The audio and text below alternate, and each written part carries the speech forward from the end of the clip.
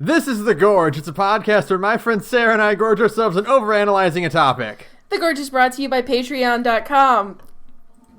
Yeah, Patreon.com. The intro that I just messed up because I was too busy laughing in the pregame chatter.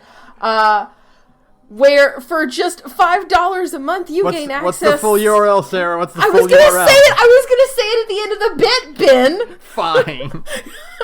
You've completely ruined it. It's patreon.com/thegorge, where for just $5 a month you gain access to take out a monthly commentary track, and for only $2 a month you get That's Hell You're Walking Into, a podcast where I show up at Ben's house and chain him in front of a TV and make him watch the Babylonia anime, aka I make him learn about Fate Stay Night and its associated properties. So yeah, before I was so rudely interrupted by Ben, that's patreon.com/thegorge. Thanks. Yeah, so if you want to listen to Sarah point a gun at me for an hour, and who doesn't? You can join this list of our lovely patrons, including Agomancer, Hasso Toby 27, Jack Toops, Liam Lane, Oatsy, Roddy One Half, Alice Marks, Josh Caston, Magus, that other one dude, and Saturn. That's me. What the fuck are you doing here? How did you get in here? Well, as you can tell by the Patreon, I put the right money in the right hands and secured myself a position in this most illustrious meeting of the minds. They bribed us. They just showed up and be like, "Hey kid, do you want to talk about Fallout 4?" That's right. All it costs to appear on the Gorge podcast is to date, I think $10. We're an extremely easy ad buy. Frankly, we're always looking for opportunities to sell out, so. That's not really one of our patron reward tiers. No, if you pay us $50 a month, you can be on the podcast once a year. Yeah. That's my that's our new tier. That's your secret tier. That's a good pitch. Also, a good excuse to get people to pay you lots of money to suggest a game that you play once. Yeah, exactly. It's genius. But I'm here for a different reason, which is to say that we have come together to talk about the 5th anniversary of a game that is very near and dear to all three of our collective hearts. It's the reason this podcast basically exists. I can believe that. It is exact. Wasn't that our first episode? Was talking about Far Harbor? Yes, our first episode is that this whole thing started because we got really, really into Far Harbor, and we're like, we could make a show out of this. We were up talking about Far Harbor for 3 hours a night, and I was like, you know what? We made that classic millennial mistake where we were like, we should start a podcast, and then we did. Now here we are. And now, however many years later, too many. Don't remind me. I don't want to think about it. The Big Gay Nerds is just as old, so shut up. Yeah, I know. It pains me every day. My bones are turning to dust inside of my body as we speak. You're gonna look like you're gonna end up being one of those sad skeletons in the subway tunnel that has an inexplicable teddy bear pose near it. Yes. That's it. What kind of sad skeleton in Fallout would you guys want to be? Ooh. That's a good I'm definitely question. one that's just sitting in front of a computer, because that's all I do most days. I'm still in gamer pose, and I very clearly have my shadow burned into the wall from the nuclear bombs. Still playing Destiny? Yeah, among other things, which I might talk about depending, because it has an effect on my own experience with this replay this month in the year of our Eldritch Horror Gods 2020. Yeah. Ben, how about you? I would die posing my Transformers in a comical manner. Oh, I could see that. Oh yeah, classic. You'd be one of those skeletons surrounded by all the little toy junk items, except specifically Transformers. Yes. Yeah, exactly. It's genius. And you're over there, and you have a Starscream with a fedora holding a poker hand, sitting on a toilet seat somewhere in your place.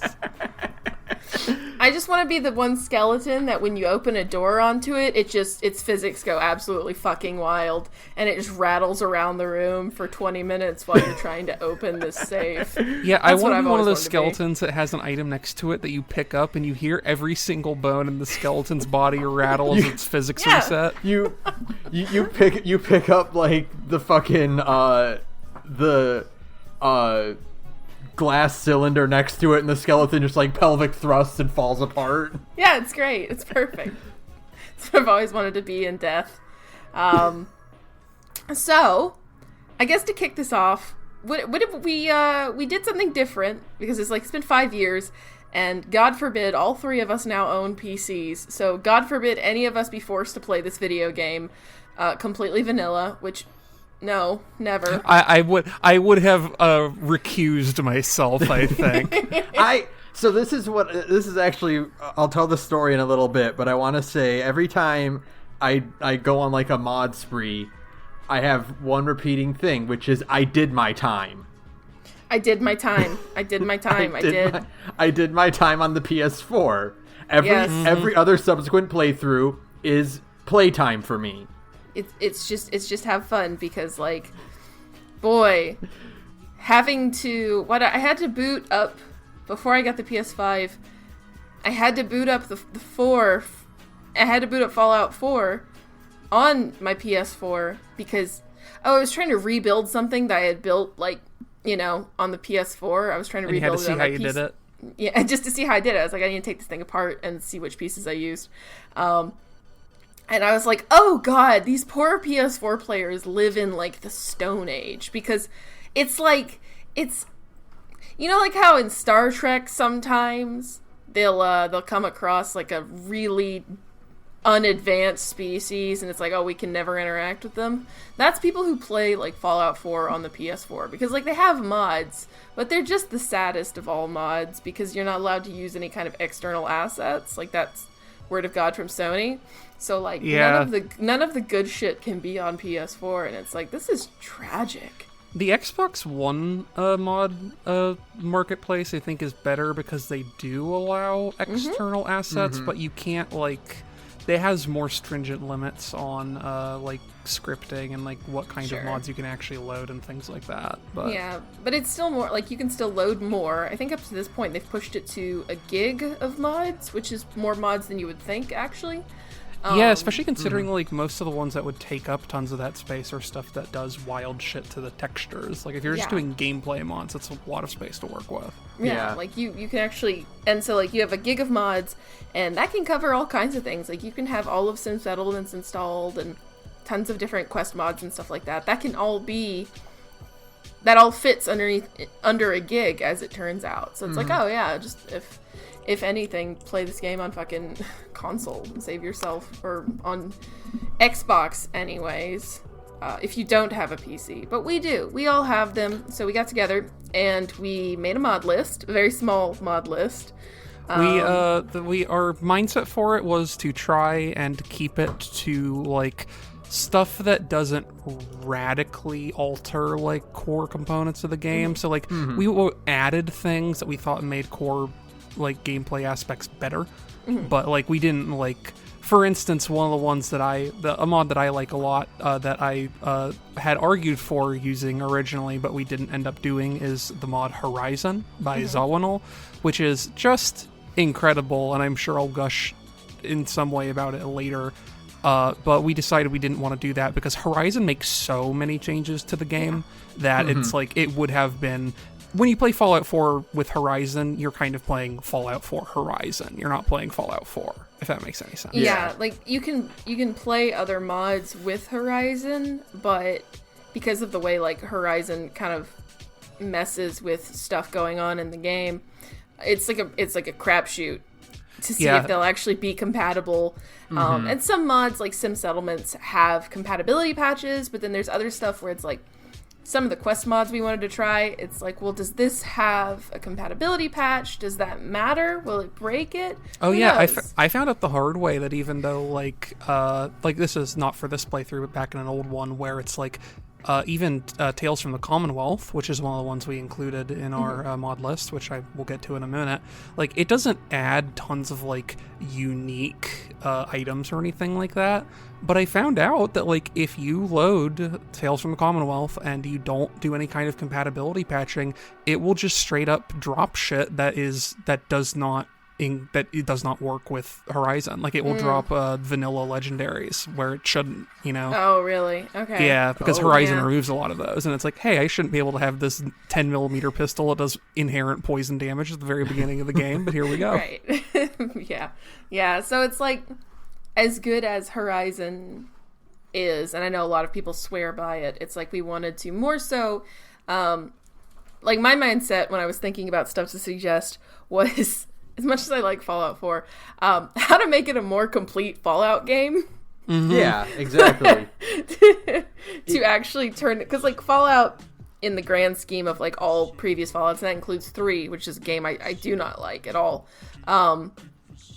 is, like, the number of quests available to you is just out of the box is radically smaller, especially in comparison to, like, New Vegas. It's frankly tragic how little content there actually is, like, in terms of quest content and stuff in this game. So the goal was to go in and to make it more, like, to not worry too much about new weapons and stuff like that, and more so to just include more content so that when you actually play Fallout 4, you're getting, like, a more robust kind of Fallout-y experience. Mm-hmm.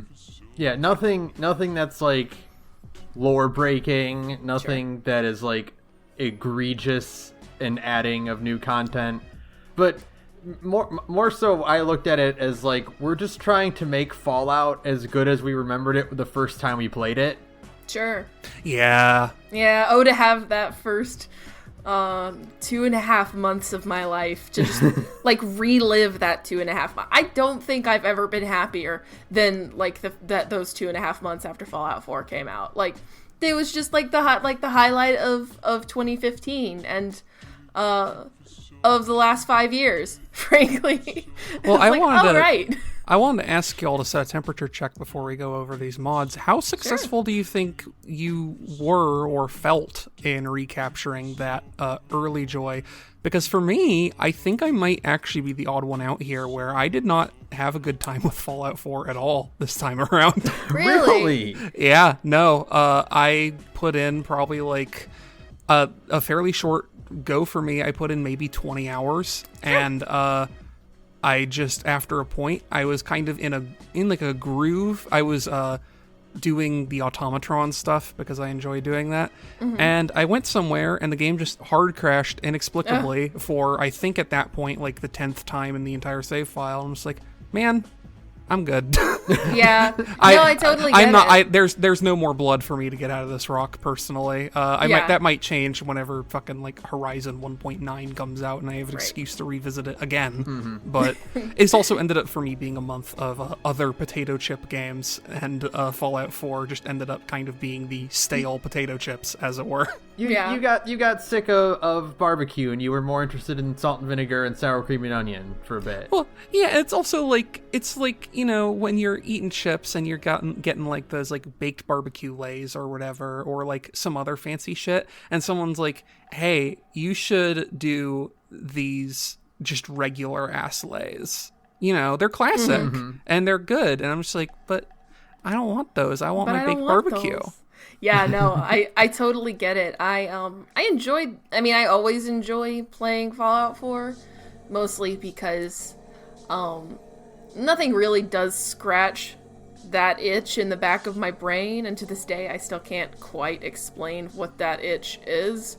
But, like, I do get it after a certain point, because I was really pressing the limitations of this game. Like, I was playing it with it's gonna be on the mod list, with a better kind of pacifist framework on it, and all I could think in my head was like, man, I just wish there were more options to like do this that didn't feel so, like, you know, mods do the best they can, but of course this still, unless it's, like, extremely well done, which we'll get into, can still always feel a little stapled on. And it's like this pacifist framework that gives you more non-lethal weapon options and stuff. I mean, you're still technically killing people, you know? Yeah. You're just, I mean, like, you're knocking them out, but, like, you're not. They're gonna go away when you leave the area. Yeah, exactly. And they did do, like, the one smart thing was swapping, making, like, Wasteland Whisperer and swapping that with Intimidation so you can get, like, Intimidate, like, early, which is the point. But even then, I could just kind of feel, like, the bones of this game, like, creaking under my desire to play it differently. That's the limitation I ran into as well, where you can do a lot of things to mod Fallout 4 to make it a better or different game, but you still kind of have to work against the fact that it's Fallout 4. And as much as I like Fallout 4, it has a lot of choices that are made at a very fundamental level that are kind of counter to being a good video game. Okay, so actually this is a really good time to tell my story about my experiences with Fallout 4. Because I had the opposite effect of this, actually. I'm glad. Good. So I'll tell you why. And so, if you have anyone listening have also listened to the Final Fantasy 12 episode we did, 2 years ago? Oh my God, I don't want to think about it. Time isn't real. I told my story of how I had to start Final Fantasy 12 like on 5 different occasions before I finally found the one that let me finish the damn game. Right. My experience with Fallout 4 is, besides my PS4 save file, which, you know, was one that I've done pretty much everything I could want to in that game, every PC run is me browsing the Nexus and crafting what I believe is the ultimate mod list, playing it for about 15 to 20 hours, which, in my perspective, is a throwaway amount of time. Yeah. for proportional to the amount of time it spends to make a mod list, it's basically like a 1-to-1, which is not what you want. So I would do that, and then something would happen. On one occasion, I had to reformat my hard drive, or I realized I would need to buy all new hardware for something to upgrade for something else, or something would crash and then I would lose my save file, or it's, you know, etc., etc. For whatever reason or another, I would have to abandon a save file before I really got going in it. Or on some occasions I would just get bored and then I would move on to a different game, and then I would come back and be like, oh my god, look at all these new mods that got upgraded, but they're not compatible with my current mod list. Time to start over. Right. Or God forbid you're a Horizon player. It's like, hey, the mod updated 0.1 version higher. It is incompatible with your save file. Start a new game. And now you turn it on, and Valentine is 12 feet tall for some reason. Well, that sounds like an improvement, honestly. And hostile. Oh no, that part's bad. And dog meat is invisible. He's still there, but he's invisible. You don't know why. Something breaks. So this is the only save file where I actually managed to make enough progress to get to Far Harbor again.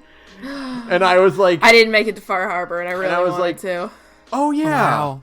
Far Harbor and Nuka World are really good. Yeah, I forgot. Well, that's like kind of the core of my issue, is because when I started this again, like I was doing DLCs, like I mentioned, I was like mostly done with Automatron because building the robot companions is like my favorite part. But I was really excited to get to fucking Far Harbor, and then like while I was doing the Automatron thing, I remembered, I have to do the entire thing where I rescue Nick Valentine before that even unlocks. And I was just like, I don't want to do that song and dance again. I don't want to do that again. It's only like 30-45 minutes of my life, but that's that's a lot of time for something that I've already gotten everything I'm going to get out of. Yeah, that you've done that many times. It makes me wish they had an update for alternate start where you could just start Far Harbor or start Nuka World with just like a prefab character of some stock loot, you know?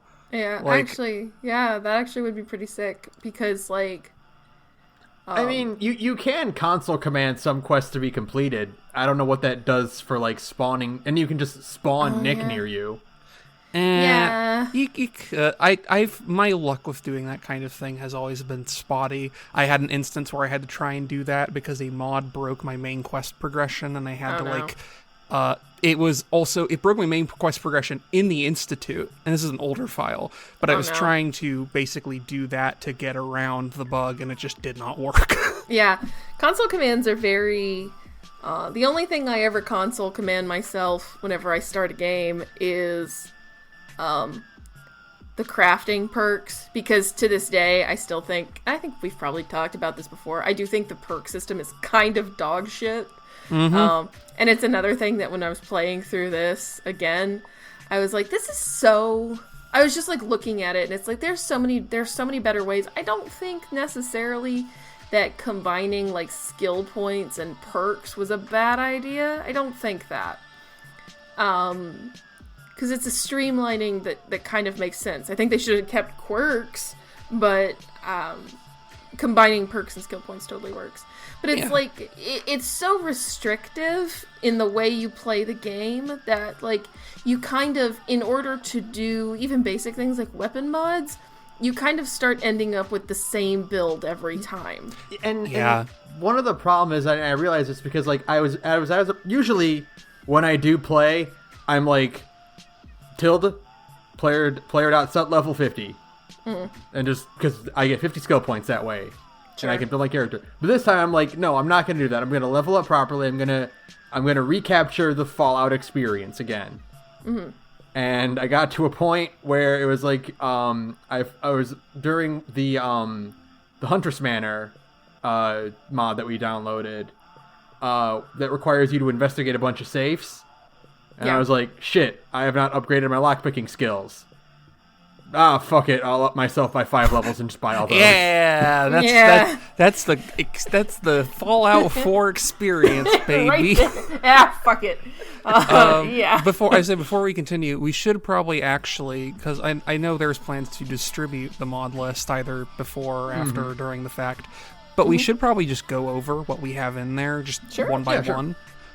So we kind of broke this up into 4 kind of categories, which are core system mods, and they're like required framework stuff, quest and environment mods, enemy mods, and then recommended tweaks that aren't required.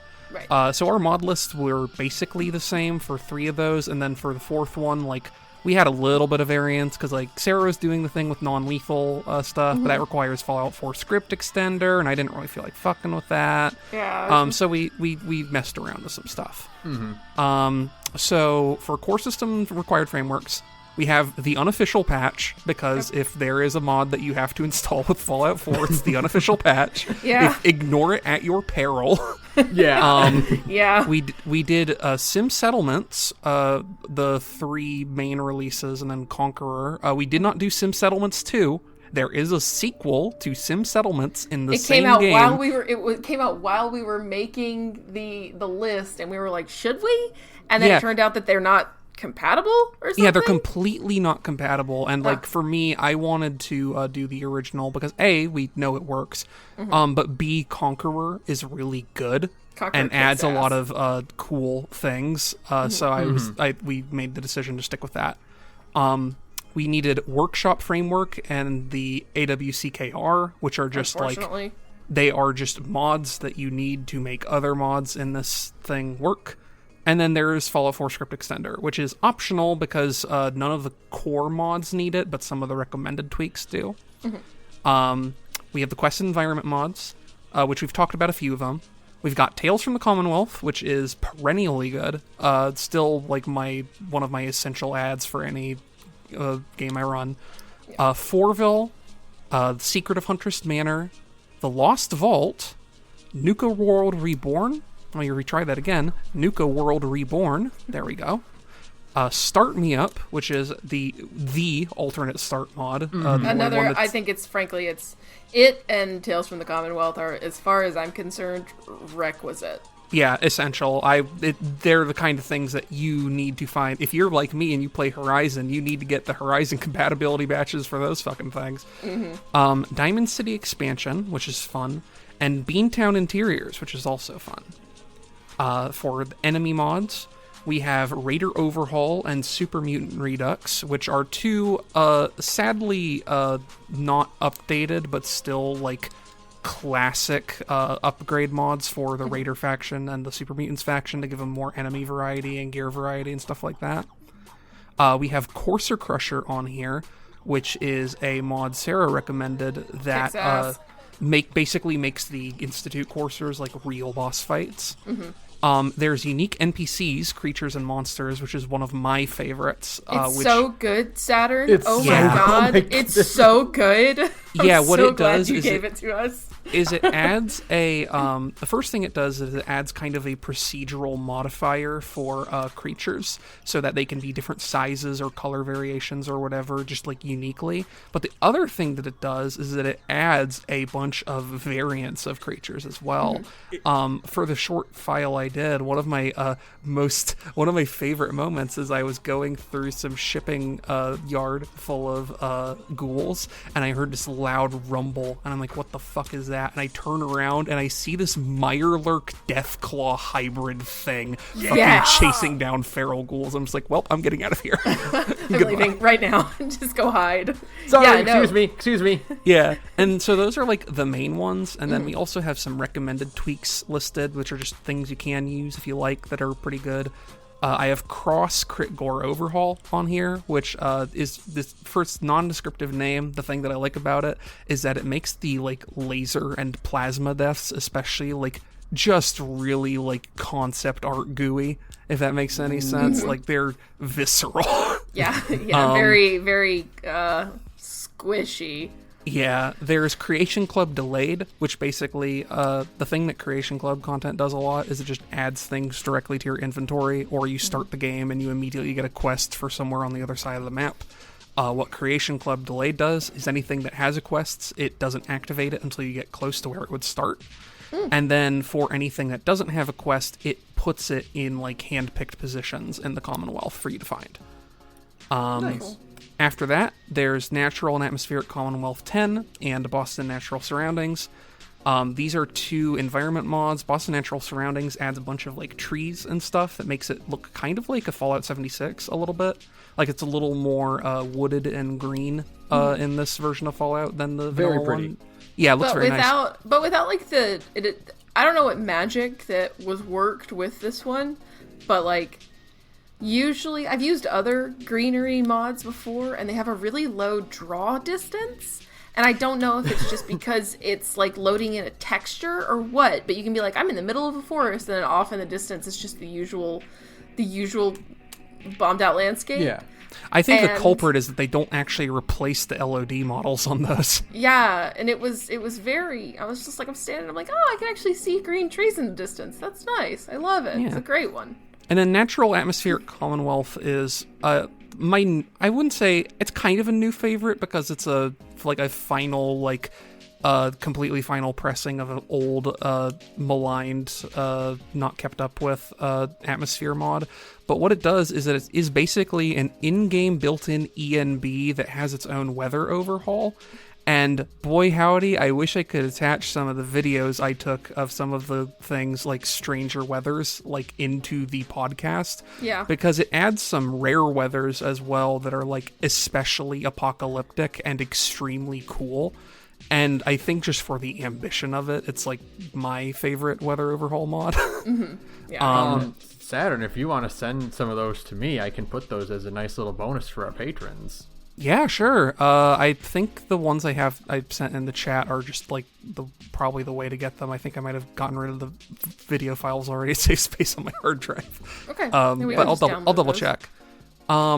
Next we have Knockout Framework, Perfect Pacify, and Non-Lethal Armory, which are those are Sara recommends. Those are all Fallout 4 script extender mods, but it's basically a suite of mods that makes it so that you can do non-lethal takedowns, do non-lethal fighting, have more access to non-lethal weaponry, so on and so forth. Gives you cool things like finding like beanbag rounds for specific shotguns. It marks specific melee weapons as non-lethal, so instead you can use like a billy club and that can just be used to knock somebody out instead. Again, this is just kind of a visuals thing, but it is what it is. It's a role-playing thing, basically. Yeah, it's a role-playing thing. But also, like I said, one of the biggest problems I always had with Fallout 4 was that the Wasteland Whisperer, which is the one that lets you control monsters, was easier to obtain than the Intimidate perk, which is the one that lets you order people around. And that always seemed strange to me. Extremely. Like those should be swapped. Like you would think that being able to talk to a Deathclaw would be more difficult than being able to talk to a person. So it does little tweaks like that. It actually is compatible in a very cool way with Start Me Up, because Start Me Up actually has a specific talking to people mod that is in that game, that is in that mod to play well with the Knockout Framework Perfect Pacify stuff, which I always thought was very cool. So I took that. It's like, oh yeah, I can play at least a somewhat lethal character instead of walking around feeling like you're just a fucking killing machine. Yeah. Yeah, it's a thing that is especially weird considering that the fucking husband and wife duo are supposed to have canon backgrounds and the wife is just a lawyer. Yeah, she's supposed to be like a talkie person, right? So like, why also can't I do that more? Crawls out of the vault and instantly begins murdering every human being. Like, yes, I've been waiting for this moment to tear loose. Training for this moment my entire life. It was like that. It's like that post like I've seen recently, where it's like, how do lawyers not cry in a courtroom? And it's the opposite of someone's response, where it's like, because there's rules in the courtroom. Out here in the wasteland, though, I can do anything. I can't argue with someone in real life because there's no rules that would stop them from being mean.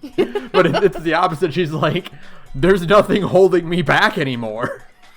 Finally, I can destroy everyone with perfect facts and logic, which is the name of my 10mm pistol that has a quick load extended magazine and a suppressor on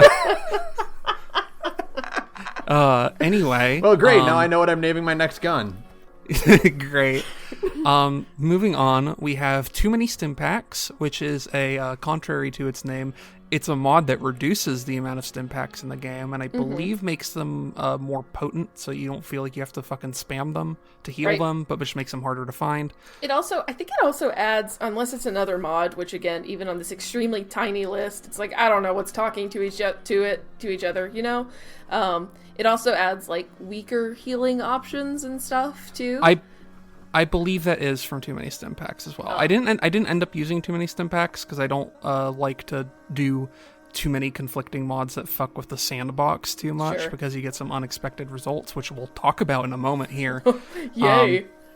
So the next one we have on here is Friendly Rad Stags and Realistic Rad Stags. I didn't actually end up downloading these because I think Unique NPCs just does it anyway. It does. Yeah, I had Docile Rad Stags and I had neither of those in, so I just didn't end up installing them. Oh, good. I guess I can take that out of my list, and hopefully things will be okay. We'll find out. I think this is also a required. Like, I personally think it's a required mod because the Hostile Rad Stags is one of the dumbest decisions I think Bethesda's ever made in a game. Yeah, also because you can't fast travel away because there's enemies nearby, and it's just rad stags running away from you because you walked within 50 feet.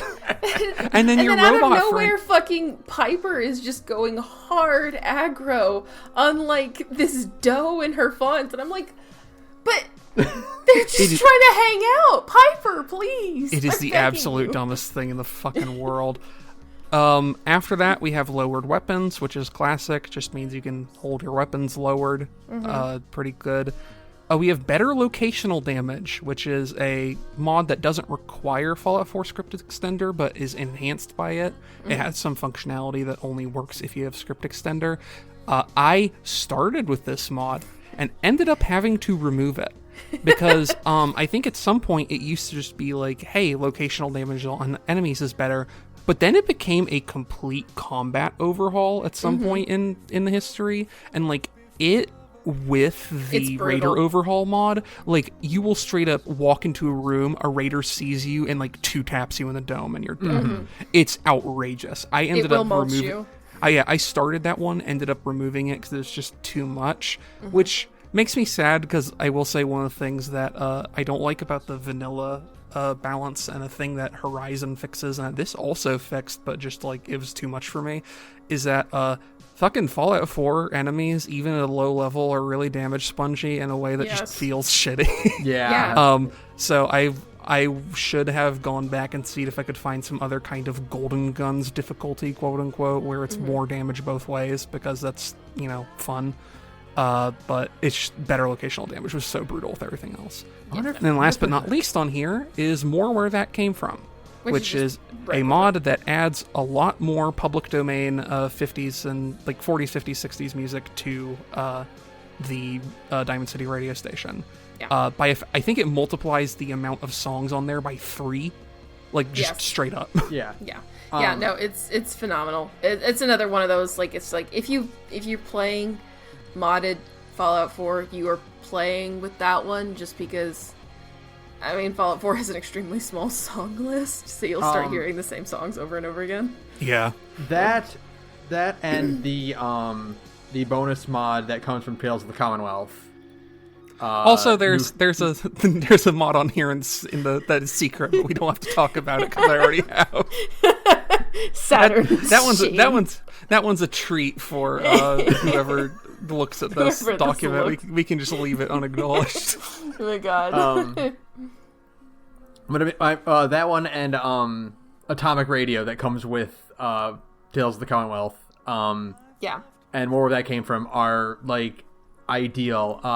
I want to talk very briefly about Atomic Radio and how the people behind it are absolute geniuses. Yeah, they're like evil geniuses because they just to me it always made sense to have like a radio station that did radio plays, because I mean, we're living in an anachronistic 50s future, and radio plays were still like a thing then, and it was always weird that none of the Fallouts have ever even Fallout New Vegas, which again is the good 3D Fallout, even it doesn't really go into doing the concept of radio plays, and it was always like, the most you get is that in vanilla Fallout 4 there's one locational based radio station that's all specifically Silver Shroud radio plays. That's all you get. And it's not even like once you finish Silver Shroud, those get injected into like Diamond City Radio or something like that. It's like, no, you have to just be within that general area. And it's like, oh, well, that's a shame. But no, Atomic Radio adds old-timey commercials. It adds radio plays, more music than even what's on more where that came from. So you have different songs playing on different radios. It does like news broadcasts and political ads, all kinds of stuff. There was a moment where I was in the middle of like clearing out some Raider hideout, and I ended up having to find a quiet room and just stand there because I wanted to see how this radio drama ended. Yeah, some of them are pretty interesting, which is fun. It's actually gives you something to think about more so when you're just kind of hoofing it across wherever. My dream for Fallout Radio in the future, and a thing that I think would be possible based on like the kinds of music they do for like Dishonored trailers and shit, is where they get around how few like 40s and 50s songs they can actually license by then just going like, okay, we're going to have a band do a 50s style like technology / instruments cover of a later song. Yes, yes. And it's post-apocalyptic music is what I want. I want someone to do Fleetwood Mac's The Chain while singing a Bing Crosby voice is what I want. Oh my god. Well, and it's Fallout 4 again does it in the most Fallout 4 of ways, which is that they started it and then they didn't do enough, which is the whole game. You play the game and you're like, hey, this is a cool idea, and then they never use it again. And they do that because fucking Linda Carter, as in Wonder Woman, does like 3 songs on the soundtrack that play, and she sings them, and it's like, oh, these are new original. It's Magnolia, like, you know, from In Good Neighbor. She sings those songs. It's like, oh, cool, original songs written after the bombs fell. That makes sense. People still write music, and guitars are still lying around and shit. But they only did 3 of them. And it's like, I know you guys have more money than this. Come on. And they also only, in true Bethesda fashion, they had one person do all 3 of them, so there's absolutely no variety. And also, that one person, Linda Carter, aka Wonder Woman, is also married to an executive at Bethesda. So, at ZeniMax Media. I was wondering why that happened. Yeah, she is married to an executive at ZeniMax Media. So that is why Linda Carter is in this video game. I just figured it was like Benny in New Vegas, where... Like stunt casting? Yeah, just like, be in our game, actor. Oh yeah, I forgot. He's played by from fucking Friends. Bing Chandler. Yeah. Or no, Chandler Bing. Yeah, Chandler Bing. I said Bing Chandler because I was thinking of Bing Crosby still. And that one's always hilarious to me because Benny is not important to the plot of New Vegas. Oh god, no. Vinny just gets it started, and fucking Chandler Bing, whose actual actor, I do not know his name, and I do not care to recall it. He phones that shit in, like, from start to finish. That's the thing that's great about Benny as far as stunt casted cameos go, is that he's just a shitty, like, secondary character, but he's the character that starts the game. Mm-hmm. So he gets some face time, some screen time right up front, and then he just fucking nothing happens with him, and I feel like that's Gets ideal. Crucified. And I'm sitting here looking at Cyberpunk 2077, just like, man, you better have Keanu Reeves' character show up like, hey, what's up? I'm Keanu Reeves, and then proceed to fuck off. That's the only way to do it. Isn't his character like super important to like the overall super lore? Important to the plot. I think his character is also like maybe a ghost. He's a cyber ghost. Yeah. Yeah, so... Also, there's some other characters playing different cyber ghosts depending on character choice. I'm excited. That game has not come out yet. I don't think it will be out when you hear this. I don't think it will be out during our lifetimes. I don't think it'll be out on December 10th, no matter how much they keep telling us it will be out on December 10th. Yeah, and I don't know anything about that game, but I sorely hope there's some kind of train wreck to appreciate there, because if it's just boring, that sucks. Like, if it's just boring mediocre that, like, no one cares, I hope it's bad. I hope it's either extremely bad or shockingly good. It's gotta be a 1 or a 10. It can't be a 4 through a 7. If it's a 4 through a 7, it will not have been worth all of the thing. But if it's like the prettiest looking worst game to have ever come out, I think that's a triumph. God, yes. Absolutely. You know what? I think if that thing's like a $250 million fucking flop, I think that's ideal. Here's the way I'm gonna put it is, will the Monster Factory for Cyberpunk 2077 be as good as the Monster Factory for Fallout 4? Literally impossible. Impossible. Not possible. You can never just as how we can never recapture those first 2.5 months after this game came out, you can never go back to the final Pam. I'm sorry. I don't think that... I don't know what Cyberpunk's character generator looks like. There's no way they're going to let you fuck with those face bones the same way you can in Fallout 4. No, you can actually have bones. You can do some crimes to a face. Human face in Fallout 4. You can make it look like a fucking Source filmmaker still. You know what? I'm going to... Because I've done it a bazillion times.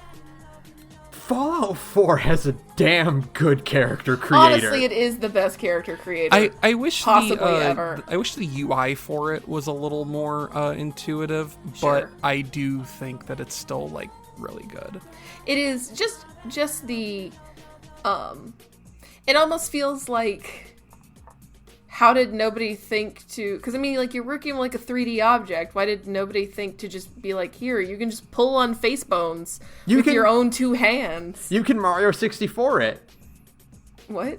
Mario 64, you know... when you boot up Mario 64, you get, like, a 3D polygon head of Mario spinning around, and you can, like, use the cursor to grab parts of his face and distort it. And make him look like a horrible fucking clay monster. I didn't know that. They turned that into a Mario Party game too in one of the later ones. But like even this current playthrough, I'm like sent Sarah a picture of my character, and I'm like, this doesn't look quite right. I'm like, there's something off about this, but I don't know what it is. And she's like, you try moving the temples around, and I'm like, you can do what? You can move the temples around. You can move the backs of the ears. It's extremely in depth, and I'm always just like, man. I mean, like, I appreciate it. It is a frankly unnecessary level of granularity, which I respect and also despise. I mean, I think it's really funny because it almost feels like this was just one guy's like pet project at Bethesda. It's the good web swinging of Fallout. Yeah, where like the web swinging and like fucking Spider-Man feels so good. Well, yeah. I was just say, I understand the motivation behind the comparison. To me, the malleability of Bethesda faces is in no way the good web swinging of the RPG series. Yeah. No, because most of their faces still come out looking fucked up regardless. Everybody's face looks like dough in this game. What I mean is that, like, it's this one thing that got, like, immaculately crafted and was placed in a game that can fall apart at the slightest touch. Much like how Spider-Man 2 for the PlayStation 2 has some of the best physics-based web swinging of all time in a game that looks like garbage. For me, the actual web swinging of Fallout 4 is either Sim Settlements or Horizon or both. Yeah. Because it's just singular person projects, just like, I am doing everything I can to make this a good video game instead of a bad one. King Gath, the guy who makes Sim Settlements, only makes like $800 a month on Patreon. And I just think that there's no one, it proves that most people who mod stuff on the Nexus are ingrates, like I've always known. Because it's like, oh, I'm sure every single one of you is using this. Of course, I don't either, but I also don't play Fallout 4 as much as some of these psychos.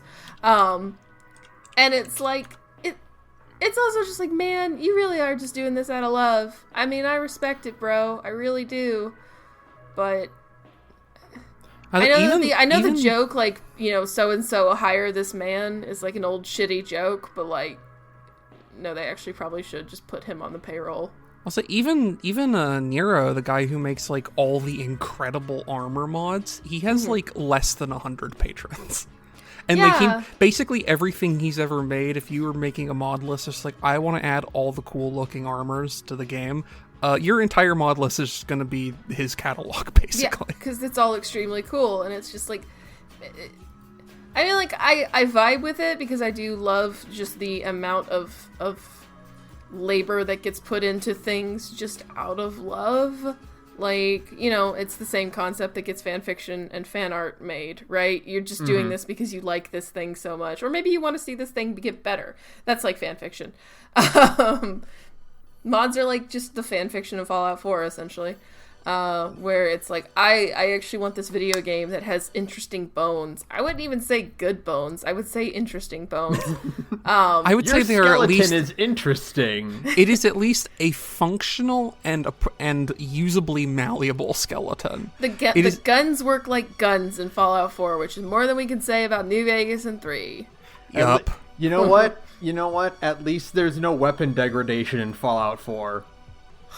Did I ever tell you that, like, the first time I played Fallout 4, as in, like, the night I booted it up, I had still had so many muscle memory from New Vegas and 3 that, you know, you get a 10mm, like, early on in Vault 111, and then you find a second one in the Overseer's office. And I just grabbed that second one because I was like, oh, I'm going to need this to repair the other one later down the line.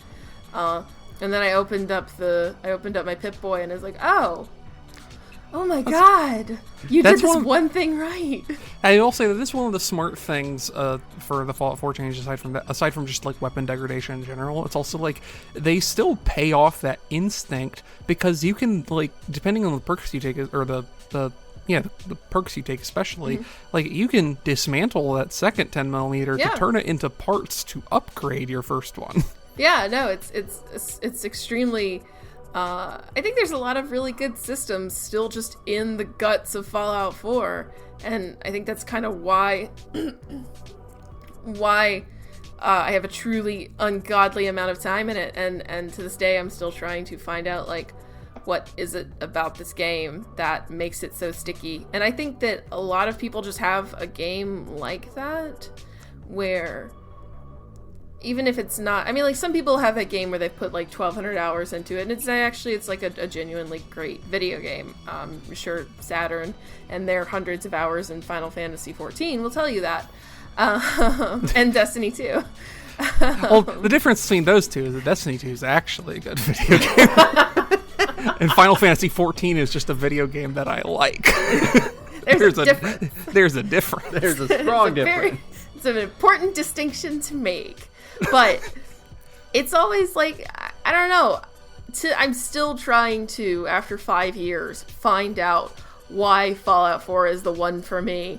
Why Skyrim isn't. Or why even like New Vegas, a game that I think is extremely well written, and has a lot of good quests and a lot of great mods, like, it's not it. Like, I like New Vegas. I think it's also like a buggy piece of shit that falls apart if you even kind of sneeze at it funny. But it's like, why this one? Why is sitting down and like playing this specific game feel so good? And I still don't have an answer. I feel like the genuine thing is just it was designed to feel better to move around in, and for there to be like what I would say is a pretty small and direct like exploration loop, you know? Sure. Like, we've all seen the fucking Joe Anderson. Yeah, and he talks more in depth about the game's actual full loop, but I feel like the real actual thing is like, hey, you go into a dungeon and you walk out like 15 minutes later with shit that you needed and like more loot, and knowing that you've fully accomplished a thing, and it's like it's video game potato chips, like we've talked about. Yeah, absolutely. And what I'll say is, I'm not sure which idea to get off my head first, but I will say part of what I'll go with this one. Sure. Part of why I ended up bouncing off of it this time, where like I only did a 20-hour gameplay, and like usually if I go to the hassle of making a mod list like this, like I will put in like 50 like every single time, absolutely. Because I have brain problems. But part of what did it for me is that I spent a lot of November playing Destiny 2 because the new expansion came out for that, and I wanted to be ready for day one raid attempts, and I was successful, etc., etc. And that is a game where you have guns that feel really good and don't control like you're trying to swing a camera through Vaseline. Which that was part of my issue with Fallout 4 getting into it. It's like, God, I hate that I forgot that this game just doesn't feel very good to control. It's very slow. Like, even now, because now it has the problem of like New Vegas sucks, and Fallout, or not sucks, it's a good game, but like it sucks to play because it's old and shitty. And Fallout 4 is definitely an improvement over that. But the problem is now that Fallout 4 is like, 5 years old, and some of its technological advancements, quote unquote, are now, showing their wear a bit. And just straight up, there are games that feel better to play in a way that makes it very obvious how bad Fallout 4 can feel to play. And for me, it's especially like how you move through the world too, and like the weird kind of weightlessness, but it's like stiltedness almost. It's strange. When you've played Doom 2016, you literally took the game that I was going to reference out of my fucking mouth. When you've played The New Order, when you've played Doom Eternal. Ironically, when you've played any other Bethesda first-person shooter. I know. It's stunning to me, because I've always said, like, and I don't know what's going to become of Arcane if Deathloop underperforms, and I have a feeling Deathloop is going to underperform, even though I think it looks like exactly my kind of thing. I am going to get that game, but not enough people are going to get that game. Exactly. That's so accurate. Oh my god. That's exactly it. It's kind of high. Much like every Arcane property, it's kind of high concept and has a kind of a sticky aesthetic, and that's going to be super cool for people like you and me who are really into the game space and like a new experience. And it is not going to move off of GameStop shelves. It's going to be really cool for the 15% of the people who needed to buy it in order to make a profit. Much like Prey 2017, which I think might still be one of the best video games to come out in the last 10 years. It's going to be super cool and have a lot of great ideas, and no one's going to buy it because it's weird, so they're never going to do anything with it. Yeah, it sucks because Arcane has such an incredible understanding of just like aesthetic trappings. I mean, if nothing else, Dishonored 2 is probably one of my favorite video games to just look at with my eyeballs. Oh yeah. And it's like, I played a lot of that. I had like a wild itch to play Death of the Outsider a few weeks ago, and then I did, and then it's like I'm playing Fallout 4. I've recently, we played Doom 2016, and it's like literally anybody else at ZeniMax Media could make this game better. Could make a good Fallout. Yeah. I would give several redundant organs in order to have Arcane just make a Fallout. Oh, please. Like a small, dense map instead of a big open world. Before we continue with the Arcane talk, because I do want to get back into that, I will say the other thing I forgot to mention, and so Destiny kind of covered my, here's my half of the game that is, like, a gun game that feels good to shoot the guns in. The other half is that I recently started playing Genshin Impact. Oh, God, it got you. Oh, no. Yeah, I took the plunge. No. For anyone who's somehow uninitiated, it's basically it is a Chinese Breath of the Wild knockoff. It is also a gacha game. And the thing about it, though, is that, aside from being, fairly competent, it's a relatively fun game to play. The other thing is that it is a buttery smooth, very quick loop, very satisfying exploration game, because it's a Breath of the Wild game. And what ended up happening is I was having a lot more fun going through that loop than I was re-exploring Fallout 4. And that kind of also killed my interest in trying to get back into the game, straight up. I get it. No, I totally get it. I understand completely, even though, even with my... goodness, excuse me. Even with my, still sustained love of this game, I can understand that after a certain point, its gameplay trappings start to wear on you. Like I said, even as I was playing it, I was like, I would like a different way to play this video game now. But it's like I alluded to earlier, it's like Fallout 4 is a good potato chips game, but I had a newer and, in my opinion, tastier potato chips, and I had two other kinds of potato chips, and I didn't really have room in my pantry for a third potato chips, and I had to make a cut, And it just ended up being that, I got 20 hours into Fallout 4, and I'm like, I'm gonna go eat some different potato chips. Yeah, and it is, to kind of, to hopefully somewhat smoothly bring this conversation back around to Arcane. Please. It's like, if Fallout had any kind of interesting, especially again, Doom 2016, if you had any kind of interesting, even just traversing in more unique ways, all of the different, jumping and climbing and, swinging around and hopping and all of that stuff, if you had a smaller, more dense map that you could navigate in lots of unique ways instead of just mostly just walking around, I feel like that single change could make Fallout 4 so much better of a video game. Even if nothing else changed and everything else stayed the same, I feel like that one single thing would make pouring 100 hours into it feel more satisfying. What we're saying is the Soul Survivor needs a teleport and an air dash. Yes. Well, because you can get the power armor jetpack when you're level 50. Yeah. And that's it. That's your entire. That's the entire. And it's also only on power armor. If you're not interested in playing power armor, then I guess go fuck yourself. And I guess it's oh, go ahead. Yeah.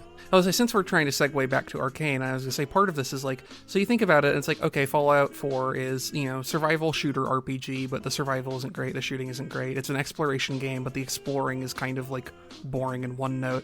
And then it's oh, I would kill for the version of this that is developed by Arcane, where you and the reason I say this is because you look at Prey 2017, which is again has its foibles, but it's a great video game, and it's got this strong retrofuturist aesthetic. It's got it has a small collection of different weapons that all have really unique personalities to them, and also it has a ton of really interesting maneuver options. It has the glue gun, it has the jetpack, it has some other abilities of that nature. It has a blink teleport, if I'm not mistaken. Oh, cool. And it's you put these things in an exploration RPG shooter, and we're playing ball.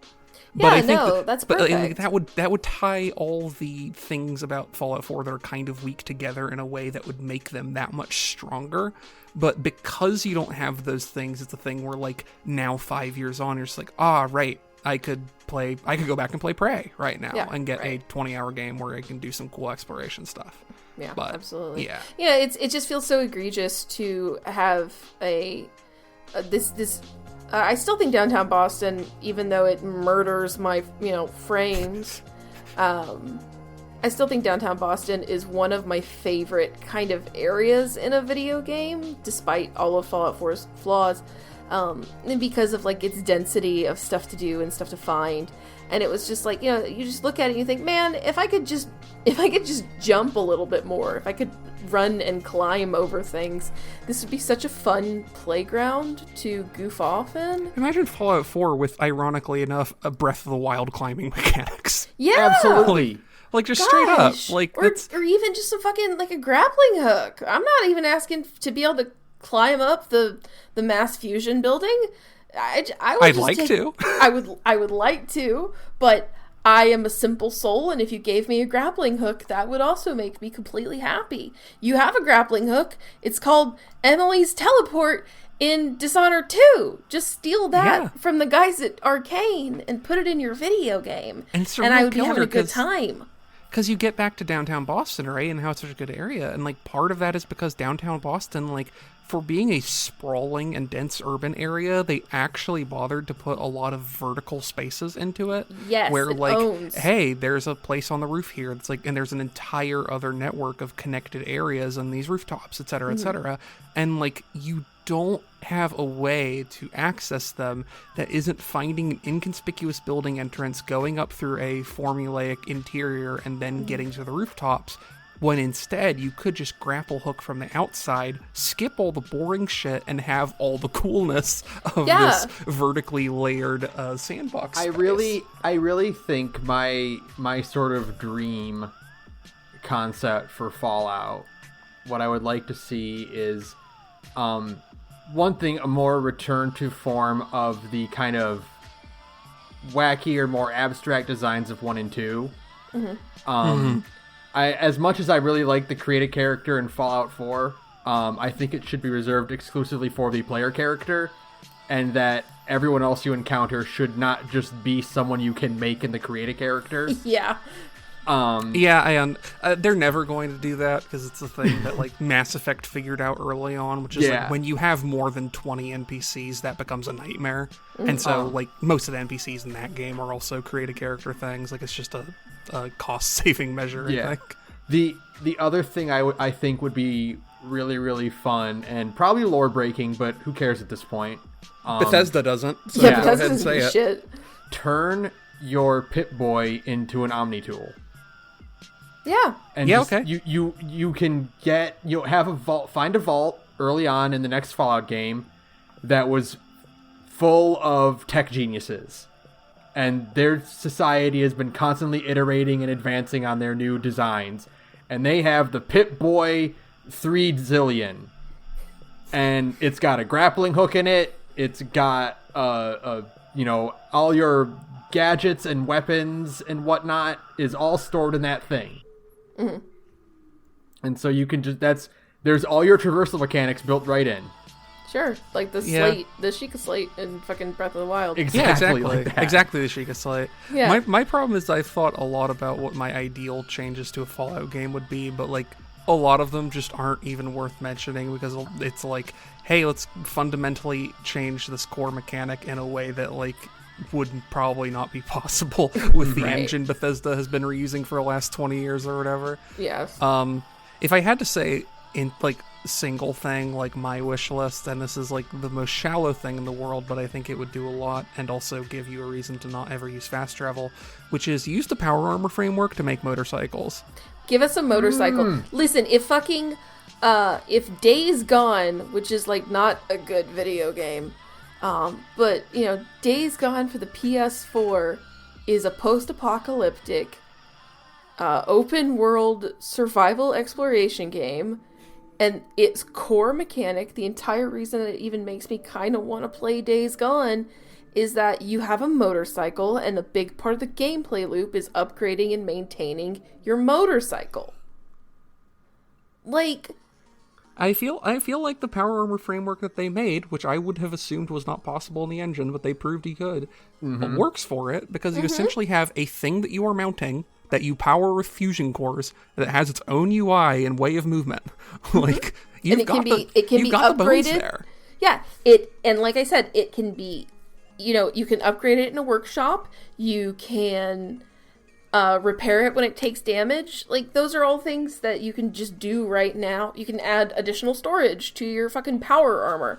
Like, those are all things you can do right now for your power armor. It would be extremely easy, I assume, to transplant that to just like a motorcycle if you don't want to be a power armor person, which a lot of people don't. All you would need to do gameplay-wise is just make it so that when, if power armor in, move speed 200. Yeah. Pretty much. And then that's basically it. But I think this is also like a fundamental like issue of like the Fallout 4 as designed thing, which is just like, it's not even a bad thing. Like, I think the power armor system in Fallout 4 is really cool. I think, however, there is a problem where they put so much time into designing it to be cool that they give you one in the first like hour of the game, and they expect, and there's like, and it's gameplay balanced around this, but they expect that you are going to be using power armor whether you're spec'd for it or not, because you just fucking get it for free, and it costs you nothing except for like your stealthiness or whatever. Right. But like, even then, not by that much. And I think it would be cool if there were other uses of that mechanical framework for people who weren't power armor users. So like, for me, like, I like the automatron stuff because I like to build robots. Like, hey, fuck it, like, if we're gonna have a thing where like your build might be like, here's a machine that you power with fusion cores that gives you cool bonuses. Maybe power armor is a thing for strength characters. Maybe motorcycles is a thing that people with agility get perks for. Maybe the robots become that for people with intelligence stuff, etc. That'd be cool. Just ride around on your fucking robot. If you took that framework and did a little bit more with it, you could potentially expand the game in like a really significant way. But they kept it just to power armor, and then they spent so much time doing it. They're like, well, the player character has to use power armor whether or not they actually want power armor. Right, yeah. And, that kind of goes back to, like, modern game design philosophy. I know that Emil Pagliarulo, my mortal Harsh fucking nemesis. enemy, the man who I will defeat in single combat one day. There's a photo of him on your wall that has like 5 knives sticking through it. Exactly. I go to bed every night with his picture by my face so that I can remember how much I hate him. He gave a talk at some point, and like, I hate that smug fucking asshole so much. And he just talked extensively about how like you can craft, and he does it in this tone where you can craft like this incredible story, and 30% of your players will just sit around and build shacks. Which, Emil, I sat around and played shacks because I didn't have anything else to do in your stupid video game. Also, bold of him to call it an incredible story. Yeah, right, yeah, right. Oh yeah, very bold. Bold of him to be like, hey, people don't like blank slate protagonists. They want to have their identity forced on them, and also they want to have that happen in service of a narrative that like sucks. And has a twist that isn't really particularly rewarding or cool. Like, no, sorry. Fuck. No, like, you're absolutely right. No, but that's but that is also like modern game design philosophy, is the idea that like there's a chance somebody might not see this thing, so we're just gonna cut it. Or, God forbid, there's a chance someone might not see this thing, but we put too much money into making it cool, so we have to shove it somewhere, which is kind of the power armor thing. Yeah, exactly. Like, power armor would have been cool if it was a late game reveal, like power armor is in the other games, where it's like you get power armor like level 30 or fucking whatever. And you have to do like, fucking power armor training. This is crazy. Fallout 3 did it really well. It's that because you see guys wearing power armor, and it's something you don't have access to until you join the Brotherhood, and it's like, you need this special training to wear it. Yeah. And now you can equip it, and now you're really, really strong. I would say, and now the result of that is that you get Fallout 4, where it's like, because you get your power armor, like, immediately, like, you don't feel like there's no sense of like awe when you see someone with power armor on. You're just like, fuck, it's someone who's going to take a lot more bullets to kill. You should have gotten on the roof in Concord the framework. Because the framework just gives you a defense boost. It's like automatically gives you a defense boost of some kind, right? Yeah. And it's still a thing that you can, that you can say like, well, you need this to wield the minigun. And you fight the Deathclaw, and it's the first big set piece battle you get. And then you go back to Sanctuary, and it has a power armor station there, and you just have the framework. And it's good, but it doesn't do anything for you until you start finding pieces to scrap onto it. Yeah. Yeah, or if you're a crafting character, you start making your own Raider power armor and just like bolting metal onto it. Just like, I hope this works. Yeah, I think that's a neat idea too. And then you scale back. I actually think there's a mod for it. But I've never tried it. There's one that like removes like 85% of the power armor that you find in the world. Yeah, I've tried that mod. What I will say about it is that I have one issue with it, which is that it's another thing where it's like the actual full experience is like 3 or 4 different mods, and boy howdy, trying to get them to play nice with fucking anything is a nightmare. Yeah, like I bet. more so than Horizon is. I tried loading that shit with Horizon once, and you have to download a separate compatibility patch for every single one of those fucking mods. It sucks. No, that sucks. Well, also because, like, also for what it's worth, Horizon basically does the same thing now. But, Sure. So now it's not necessary. Yeah. You only need Horizon, as it turns out. Yeah, but it's like, Maybe one day I'll there's do that things that have done Saturn. that where it's like, okay, we've made power armor spawns fixed. We've made it so that most of them are in really shitty condition. We've made it so that power armor is a lot harder to maintain, a lot harder to upgrade. You need to have, one of the Horizon changes is that straight up you need to have an incredibly high, you need to have science, perks, and intelligence to even fucking work with this shit. You can't even repair it if you're not smart enough because it's advanced technology. Yeah. But instead you get the vanilla experience is you get a full suit of T-45 right out the fucking gate, and damn, congrats, you've woken up in the wasteland. It's been an hour. And now you are as powerful, if not more so, than end of Fallout 3 character because you have a full suit of power armor and a fucking minigun. It's crazy. Yeah, no, it's when you start thinking about all those things that, even like I said, with all of my infinite love for Fallout 4, and I've been dumping on this game a lot. I've still put over 2,000 hours in this game, almost certainly. I have put an amount of time into Fallout 4 that if you tell a normal person how much time you've put into Fallout 4, they look at you like you're a psychopath. You know what I mean? I haven't even put as much time into you have in Fallout 4. I've put that much time into some other games. Sure. But even me, for being probably the person on here who's probably, I think, the coolest on Fallout 4 in general, I still have 550 hours on Steam. Yep. I believe I did play this on console at least at some point. I've got a couple hundred hours in this across a bunch of different playthroughs. But what I will say, before you continue your point, is that we shit on the game because the things that we like are hard to talk about. It's very easy to point out the things that we don't like because they're more identifiable. No, I think that's a good point, though, is that it's like I said, my continued journey to find why I actually like this video game, and I still don't have an answer. It's easy to point out everything wrong with Fallout 4, but then I'm you have 2,000 hours into it. I am every single one of those thumbs down Steam reviews that are this game sucks, and it says 2,400 hours in this game. That's me. It's I can't. I still enjoy just the act of playing it, even after I play more slick things like Doom 2016 and Dishonored 2. I wish Fallout 4 was more like those games, but those games also don't offer something to me that 4 does. I don't know what it is. I think there's a lot that I think that draws me into 4 over other games of its type. For one thing, we mentioned very early on the habits that immediately get counteracted from Fallout 3 and New Vegas versus 4. The one that always stuck out to me was getting over the urge to ignore garbage on the ground. Oh, yeah. Because in 3 in New Vegas, tin cans and etc. don't mean a thing, right? They're just garbage. It's not even worth picking up to sell later. Mm-hmm. Whereas in 4, you are opening every single toolkit. You are picking up every single tin can and broken light bulb. You are looting everything for every bit of garbage you can pick up because it's going to go into crafting later. Yeah. Yeah.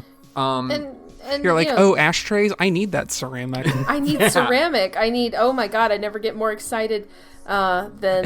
I see a roll of duct tape, I get a fucking dopamine rush. Oh my god. I still remember, like, the first time I played through the game, and I was, like, exploring around, and something pops up on my map called Watts Consumer Electronics.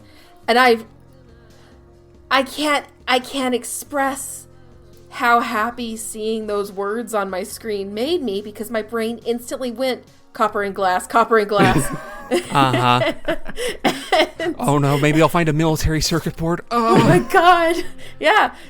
And it was actually really funny. I was playing for this run through, and I was just wandering without looking at my map at all and without following any checkpoints. I was just kind of, letting myself walk around. Mm-hmm. And I was talking to Ben. I was like, where the fuck am I? I think I'm lost. I don't know where I am.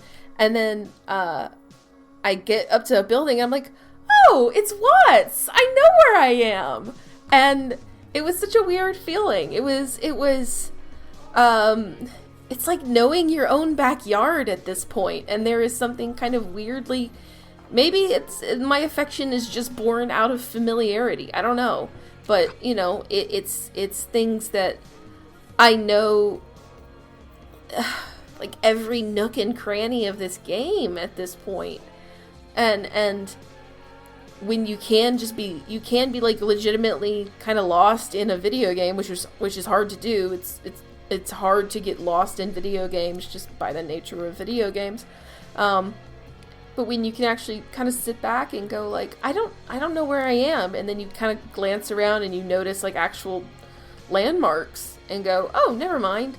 That gives like a massive, like you said, just dopamine rush. And I mean, maybe that's what it is. Maybe it's that I broke my brain in 2015, and now 5 years later, I've still got little Todd Howard shaped spiders skittering around over the lobes. It's so weird how familiarity of the game changes the way you perceive it, because whenever I'm in this game, I am like hyper cognizant of how like small the environments feel to scale, and still end up being like, wait, I've been walking for 20 minutes and I've only gotten how far? Are you fucking kidding me? Yeah. Like, it's a game that, in a weird way, it feels both small and large at the same time, if that makes any sense. No, it absolutely does. You have all these areas that are fairly small and easy to, like, comprehend, but you have, like, fucking, like, hundreds of them, and they're all stitched together.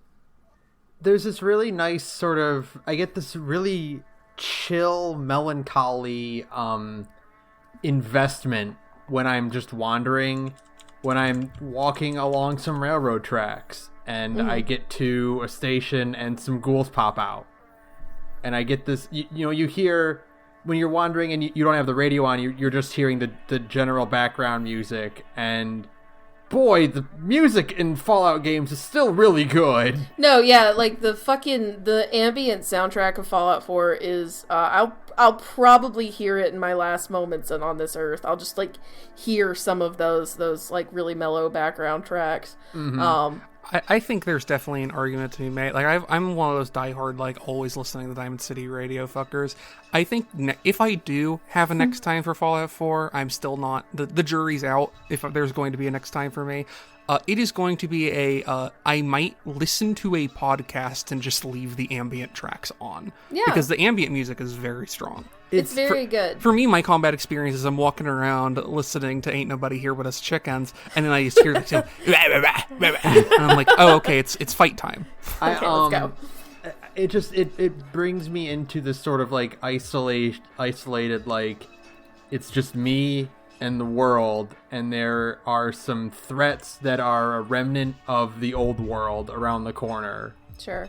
And it just brings me into this mood, this post-apocalyptic zombie world, and I love it. I have my gun out and I'm wandering and I'm looking at a clear blue sky, and there's no one but me and my dog, and we're just walking towards a destination. We don't know what's going to be at that destination, but it's something, and we have to deal with whatever comes to us on that way. Yeah. We're scrounging through mailboxes and chests and toolboxes for whatever scrap we can find.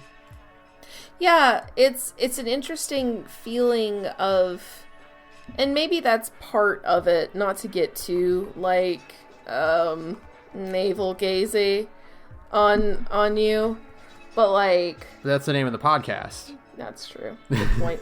But Jacob Geller last year did a video about artificial loneliness, and his experience was with Red Dead Redemption 2. And I don't know, maybe that's part of it, is that there is maybe some kind of strange value in the emptiness of Fallout 4's world, which is, I hear a lot of people say that it's as wide as an ocean, but as deep as a puddle. Mm-hmm.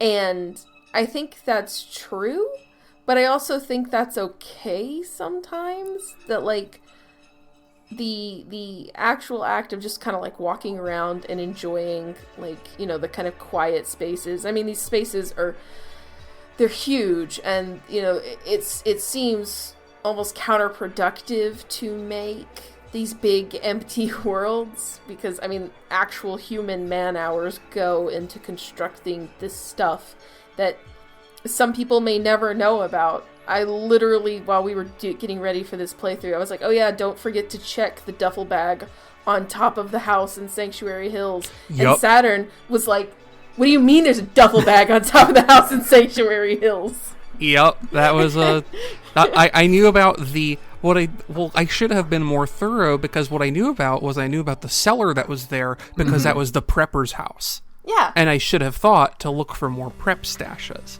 There is, yeah, because there's a duffel bag on his roof. There's a tree that's fallen onto the roof. You can use that tree to get up there and find a duffel bag, usually with a couple of rounds of ammo and a gun and some cash. And it's oh yeah, it's a prepper house. Of course there's a bug out bag on the roof. It's very good. It's so good. And, Go ahead. What I will say, to get back to the emptiness point, I have a weird opinion about, and this is something that kind of just came to me, and it was from A, playing Genshin Impact, and B, remembering that I replayed Breath of the Wild again a few months ago. Basically, I think Fallout 4 should be bigger and emptier. Honestly. Okay, you know what? I want to say something on that point, because I was thinking about this too, talking about that emptiness. One of the most poignant moments I get playing Breath of the Wild is finding a stable. Yeah. And it's kind of like a checkpoint in world. And it's your only beacon of civilization, sometimes for what feels like dozens of miles. And it's a place that can be seen as a shelter, and there are signs of civilization, there are people there, but it's still in transit. It's still transient, No one is staying there. They're gonna leave in a few days and go on their way to wherever destination. Nothing about that is permanent in there. And if there's a permanent town in Breath of the Wild, it's either a tiny place or it's very out of the way and really still not that big, even if it's one of the larger cities. The largest occupied city in Breath of the Wild is, I don't know, it's either the Hateno village or one of the big zone villages, but those places aren't especially big. The Rito village is small. The Zora village is very grandiose but still small. The Gerudo village, pretty small. And there's like all these different spots of life, but they're all separated by like these dozens of mile gulfs of just like riding your horse through a desert, and there's fucking nothing. Right. And going back to the idea of like, hey, what if a Fallout game had a motorcycle? Like, fuck starting a game with giving you power armor. Start the game with giving you a motorcycle and make the fucking map like 50 miles in each direction. Just straight up. Like, just go full out. If you show me a map and you tell me, hey, look at this part in the middle, you see this? This is like a 10-mile radius area where there's just fucking nothing of import. You go through there and you maybe get radiated and fight some ghouls, but there's fucking nothing there. And I'm like, cool, I'm gonna drive my motorcycle through. Yeah. You need to go full Death Stranding. Absolutely. Death Stranding's map is empty. There's this beauty to it, though. Yeah, Death Stranding has its problems, but one of the things it does really well is if you're making a game about a post-apocalypse in, like, the fucking ghost town of the entire country, like, you just need to have some parts of that map where there ain't a fucking thing. There's nothing going on. Yeah, absolutely. And, I think there's a specific, you're right in that Fallout 4 could almost stand to be emptier and could almost stand to, it's such an interesting thing because like Fallout 4 could stand to be emptier, but I feel like the places where it isn't empty need to be less empty. Yeah, that's why I think that's why Diamond City Expansion is such a good mod, even though it doesn't really add any new content for anything. Honestly, that's like part of the thing is that like if you were to be like, okay, like you're gonna rebuild Fallout 4 from the ground up, but with the understanding that you still kind of it has to be recognizably Fallout 4 in some way. Like you can't just like make it, okay, this one's in New Orleans now or whatever. Like I think my big thing is straight up like get rid of Diamond City completely and have all of Boston be basically uninhabitable, and then like you have a couple of small towns that are spread out throughout the wasteland, but then like nothing aside from that. Yeah, like I feel like the problem is that like you have this big city that doesn't really feel like it's that big, but it still takes up like an entire huge part of your map. And then you have like some scattered like 2 people on a farm settlements and nothing else. It feels so disproportionate.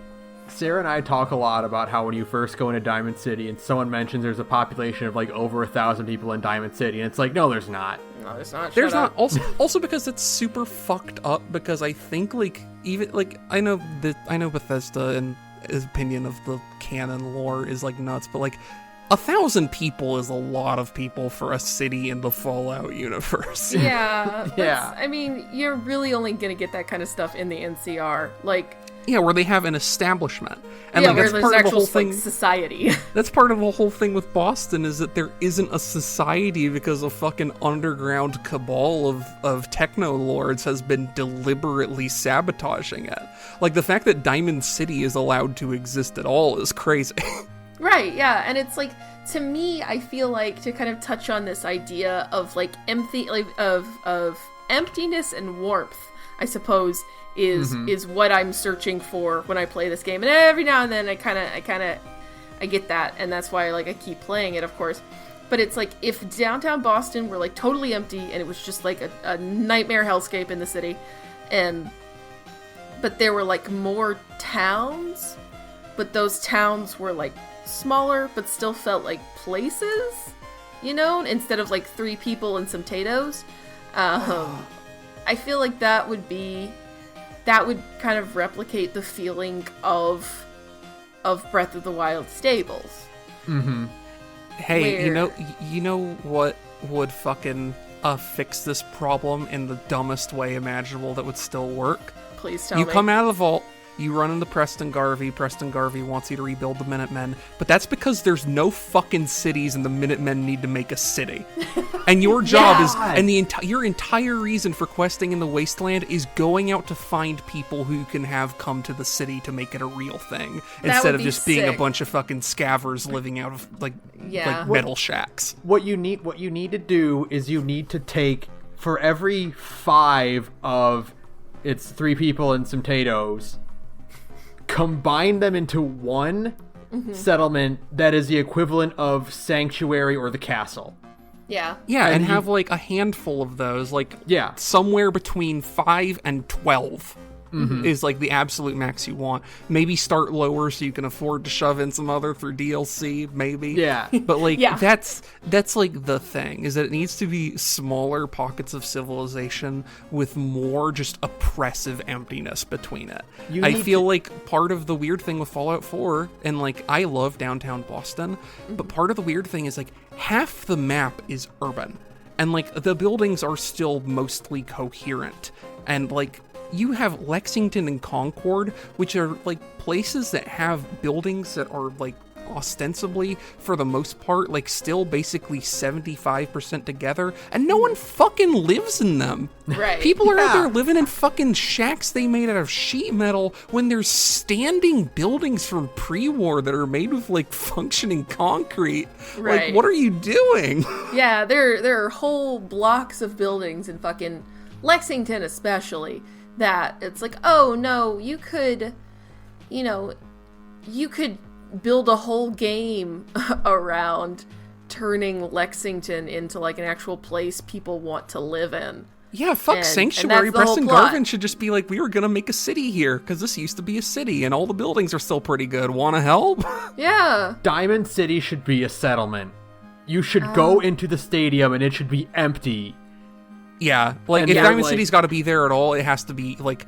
Again, I feel like Fallout 4 could be so fixed if the onus of the whole game is, hey, there's like no cities out here because of some shit, but we can build the future. We can make a real city where people live, and let's do it. I feel like that would have been way more compelling than like, your spouse died and your baby's gone, and nobody cares about that baby. And maybe there was a poorly explained plot device where like now your baby was 10 at some point and is now 80, and no one really comments on that either, which is still I'm fucked up. I have to take a moment. The fact that your child comes out at some point. Oh wait, no, it's right. It's synth, right? Okay. Yeah. I'm like, yes. The fact, but like they brought the synth child out ostensibly just to confuse you.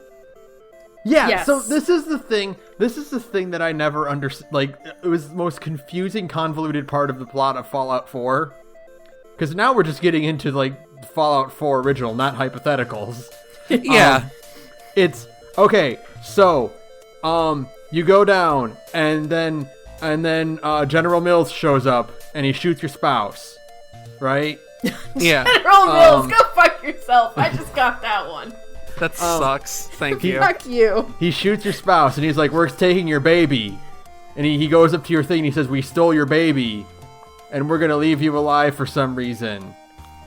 And then, also, we're gonna pretend like your baby is a 10-year-old now, so you think that it's only been 10 years, but really it's been 80, and your grandpa is the baby. So what happens is that you go and you get out, and you're like, I gotta find my baby, and you meet a robot, and the robot says, I know where we can find your baby.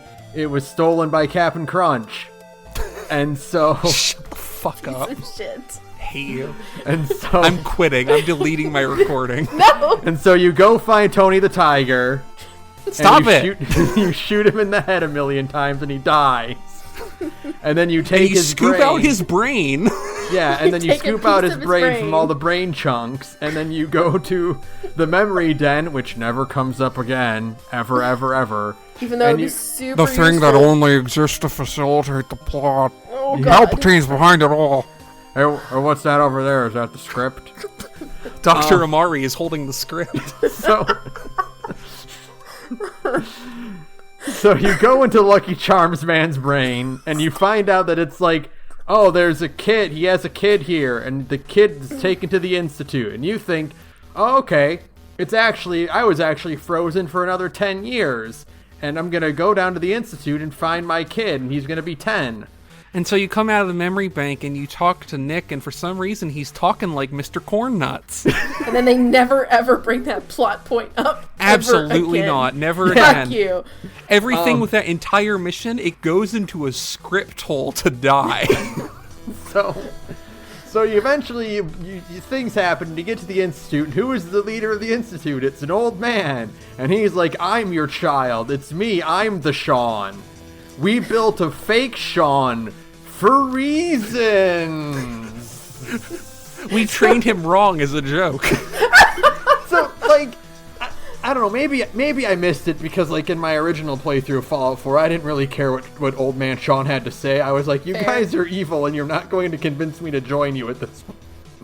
And again, like, we mentioned this, I think, the last time we talked about Fallout 4.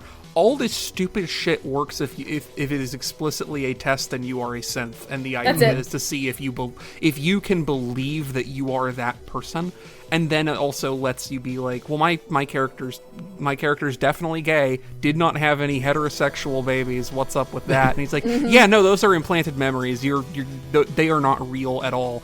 Congratulations on your homosexuality. Yes, yeah, you congrats. We have explored the limits of what having, someone else's memories put into an artificial human, where those limits approach, and it turns out it is whether or not you are heterosexual. Turns out you're not. Congrats. But that doesn't and all sound of that like could me. have worked.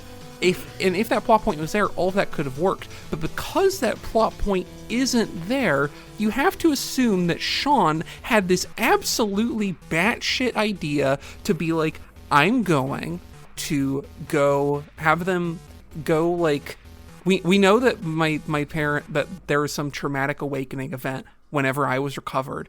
I'm gonna go set the seeds to have the guy who recovered me killed by my parent now, like 50 or 60 years later. Right. And I am going to frame this in a way that makes them think that they are saving me, still a 10-year-old, when in reality I am an old man who is dying of plot cancer.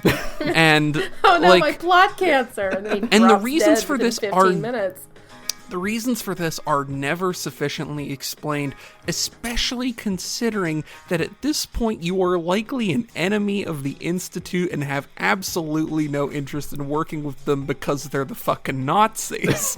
And they are cartoonishly just... I guess I can't even say that they are cartoonishly evil because, like... They're just evil for, like, really no good reason. Yeah, they are stated to be extremely evil, but we never see them do any evilness. But also, and so it's like, oh, so you're setting up like a people are wrong about the Institute plot line. And then you find the fucking super mutants in their basement just hanging out. And it's like, oh yeah, we introduced super mutants into the fucking wasteland. Can I ask anyone about this? No. Can I do anything about this? No. I am now in charge of the Institute. May I now stop the super mutants? No. Yeah, the fact that you can become the leader of the Institute and not be like, alright guys, let's fucking cut it out with this fucking shit. Stop, like... I don't know why we have the program that replaces people with identical robots that think they're the real people. Ostensibly, it's to keep the population under control, but for no apparent end. But you to what end? Yeah. There is absolutely... That's the thing. They're there because there needs to be a spooky villain. They don't really actually have a driving goal aside from, like, hey, shucks, our power supply situation sure is looking bad. Oh, but then boy. There's no indication that there's actually any... Here's the thing about the power supply. Oh god, we're really gonna but give me 2 seconds. Oh, this is the mod playthrough, but also, like, we need to take time to talk about It's been 5 years. Listen. We need to take time to talk about how shitty the vanilla plotline is, because admittedly, I basically got to see none of the quest's content. So like, I'm coasting off what I remember of Tales from the Commonwealth, and that's about it. Listen. In the 5 years, we've done probably 4 Fallout 4 episodes. We've never done just regular Fallout 4 episodes. So that's kind of what this is as well. Yeah. So here's the thing.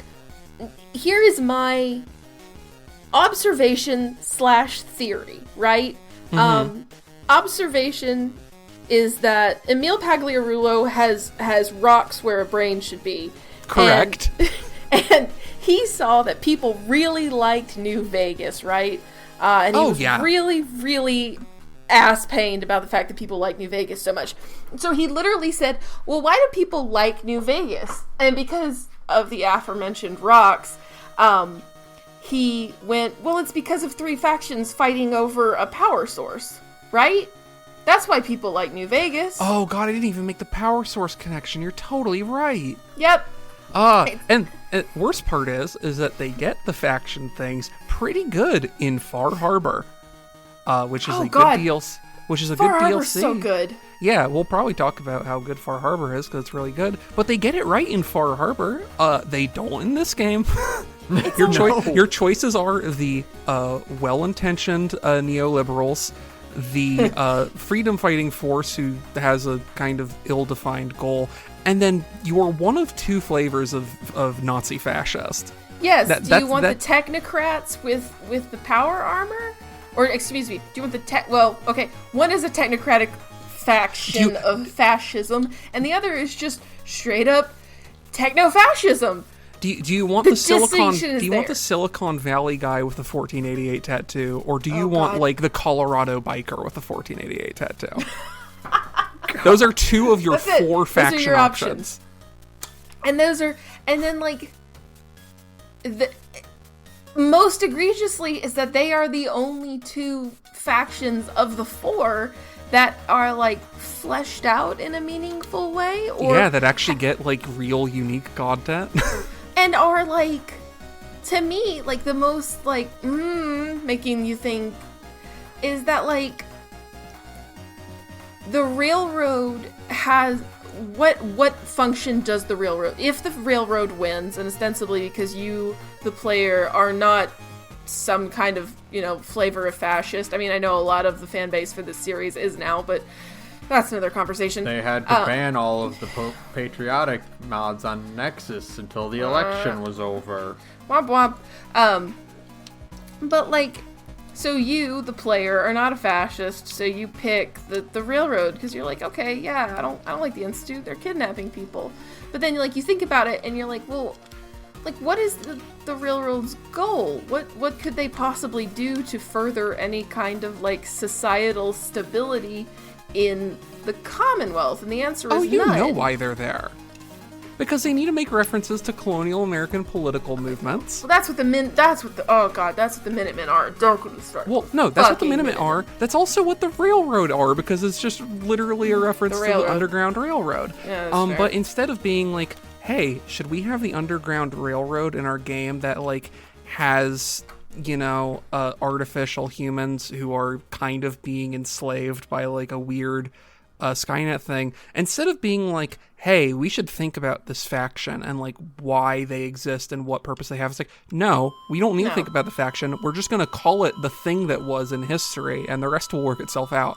Spoilers, it doesn't work itself out. It doesn't. The faction fucking sucks. It's very David Cage-esque. Oh, extremely. It is. Yes. The railroad is the David Cage-est thing in Fallout 4. And it sucks because it's also like, of the 4 factions, it is one of the 2 that is unambiguously morally good, which is to say, hey, these artificial humans are literally indistinguishable by humans except for the microchip they have in their brain. They should probably be treated like humans. And I'm like, yeah, you're correct. Yeah. That is correct. And you, apparently, I'm supposed to think there is some part of your message or branding that is out of line with either the technocrat fascists who want to destroy you because you're threatening their slave trade, or the blimp or the steampunk biker dudes who like just don't like you ostensibly because the script says the factions can't like any of the other factions, and they for some reason order you to be exterminated even though there's not really a compelling reason to. What's that on the Pridwin? Is that the script? Yeah, the Pridwin is on the script. The script is on the Pridwin. That's why Arthur Maxson's coat is so big. It's to hold all of the script. Yeah. It's just this whole. It's why you blow up the Pridwin is because they're fueling it with all the hot air that's inside of Milo Paglioli's head. It's just so nothing about the plot, and it's very interesting because one of the mods we did was Start Me Up, right? Was which one lets you pick, and you get to pick 3 things where you get to pick just regular vanilla, do the thing. But you can skip all of the pre-war stuff and skip right to the part where you wake up in the vault, which is really nice. You can say, I was in Vault 111, but I have no idea who this other person is. I was never married, I didn't have a baby, and I just see this horrible thing happen. And you have one where it's just, I don't know what the hell that dream was about, I'm a wastelander. And honestly, I did the one where you aren't married, but you still witness a baby getting kidnapped. Sure. And that fits so well. That change alone makes, like, that's why Start Me Up is, like, requisite. Yeah. Because guess what? It's really bad that a baby got kidnapped. But yeah, it's not... I don't have to have been married before the war and that have been my baby from the good times for me to care that some fucking weirdo named after cereal went and stole a baby and killed someone to steal a baby. Right. Like, you can just be like a rando who saw somebody get their baby stolen and you go, man, I'm out here in the wasteland. Maybe I should ask about that baby. I had a bad realization. You know why that scene's in the game. Because people like the one from New Vegas where Benny shoots you in the head. And that's just what happens in that scene, except it's to someone else. Somebody else gets shot in the head. Yeah, no, I mean, that's what it is that Kellogg is ostensibly the Benny. Kellogg is from that area. He's from NCR, right? He's from NCR, he is. yeah. He's from California. He's from San Francisco. You learn in the memory wipe. You learn that he's from Fallout 2. You learn that in the script machine, where a machine magically lets you read the script. You learn that in the backstory dimension. That exists inside of Kellogg's skull. That exists inside of Smacky the Frog's skull. Never mind the fact that they also had to have a psychic who tells you to go to Diamond City because the psychic sense is important. This game's written like fucking shit. I hate it. Like I said, me and Emil Pagliarulo, single combat, preferably behind a Denny's at 3 a.m. Yeah, if knives come out, it's gonna be mine. Sorry, Emil, don't bring one with you.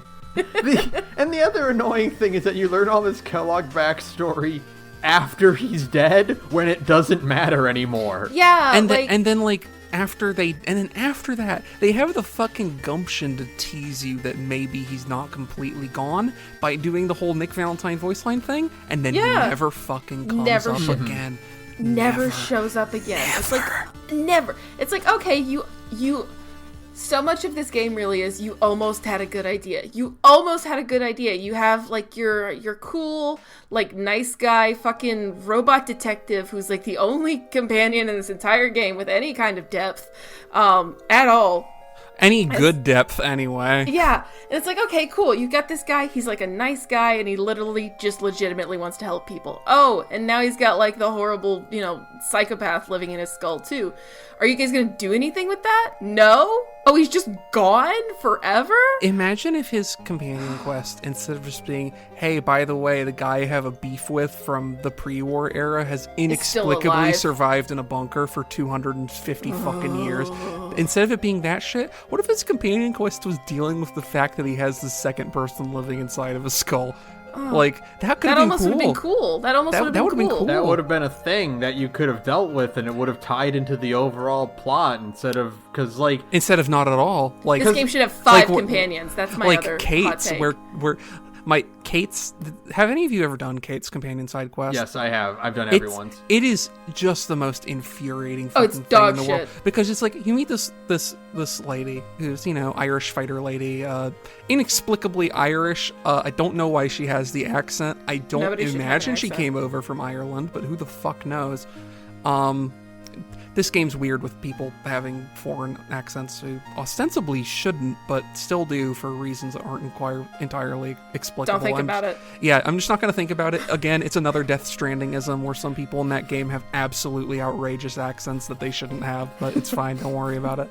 Anyway, so she's around, and her whole thing is that, she's a live fast, die young, bad girls do it well, etc., etc. Mm-hmm. And at some point she's like, man, I'm addicted to drugs. I gotta stop being addicted to drugs. drugs. Help me not be addicted to drugs. So we're you're gonna go stick my head and then not be addicted to drugs machine. We're gonna go to this vault where I heard there's a don't be addicted to drugs machine. I know that you technically have a consumable item and a doctor service that you can just pay caps for that would completely eliminate my addiction entirely. But no, we have to go to the magic machine that clears addictions instead for the plot. Doesn't she even say, like, She brings it up. I'm super addicted. It doesn't work anymore on me because I'm so addicted to drugs. And that's her whole story, and that's it. And like when you're done, she's like, "Thanks, I'm not addicted to drugs anymore. Also, now I hate it if you do drugs in front of me instead of loving it because that's character growth." Right, and also the fact that like only half of the companions have companion quests at all. No, not even half. I think like 4 of them do. Like, I don't think the super mutant does he? Strong does not have one. Strong doesn't have one. Fucking Piper doesn't have one, even though she's one of the most... Even though she's the one you get as a part of the main story aside from Nick. Neither does Preston. Preston, the guy who you literally start the video game meeting, you would think in like a game that made sense, in like a universe that made sense. So Preston has this whole thing where the closest you get is the recapturing of the fort. And like but that's even it. then, but like that's not really tight because like for him, his whole thing is that like Quincy, like all those people got murdered, and he feels awful about it, and he's super sad about it. I promise, don't worry. And it's like, oh, okay, so then Preston's gonna have a quest about retaking Quincy. I mean, it's still there on the map. You can go there and kill all those gunners. Maybe that'll trigger something. No, it does not. So Preston does not have any kind of companion quest. It's so weird how many of them just don't even actually have a character, at all. Preston exists to be the Minuteman guy. The fact that he is a companion at all is like ancillary to the fact that he exists to feed you Minutemen content. Because he doesn't, his personality is like, man, Quincy fucked me up. I'm never going to talk or think about it again. Also, if you join the Raiders at Nuka World, I will leave you. I won't shoot you on sight because I have emotions, I guess. But I am just going to go back to Sanctuary and just be mad at you. But that's the extent of my character. And it's like, that's the first guy you meet in the game who can actually, at some point be a companion. And, he's just nothing. He's just a nothing character. Yeah, no. There's no... I think the only ones who have quests are Kate's, which is god-awful, McCready's, which is... I never have done McCready's quest because you cannot pay me to keep McCready around. McCready's is weird because McCready's whole story is I gotta get this medicine for my son, right? Mm-hmm. Or whatever. And it's like, okay, well, we did it. Are you gonna go to your son who is dying of a disease? No, you're just gonna stick around for a bit? Okay. I'm not. I feel like Fallout 4's companion suite is racist against Irish people. No, Fallout 4's companion suite is addicted to literally fridging people, and I do mean that in the fact that you can't have your wife be on ice in this video game. Your wife is on ice in this video game, almost de facto.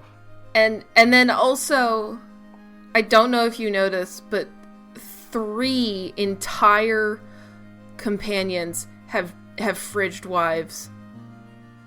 Oh God! Who? Valentine, McCready, and Deacon all have wives in the fridge.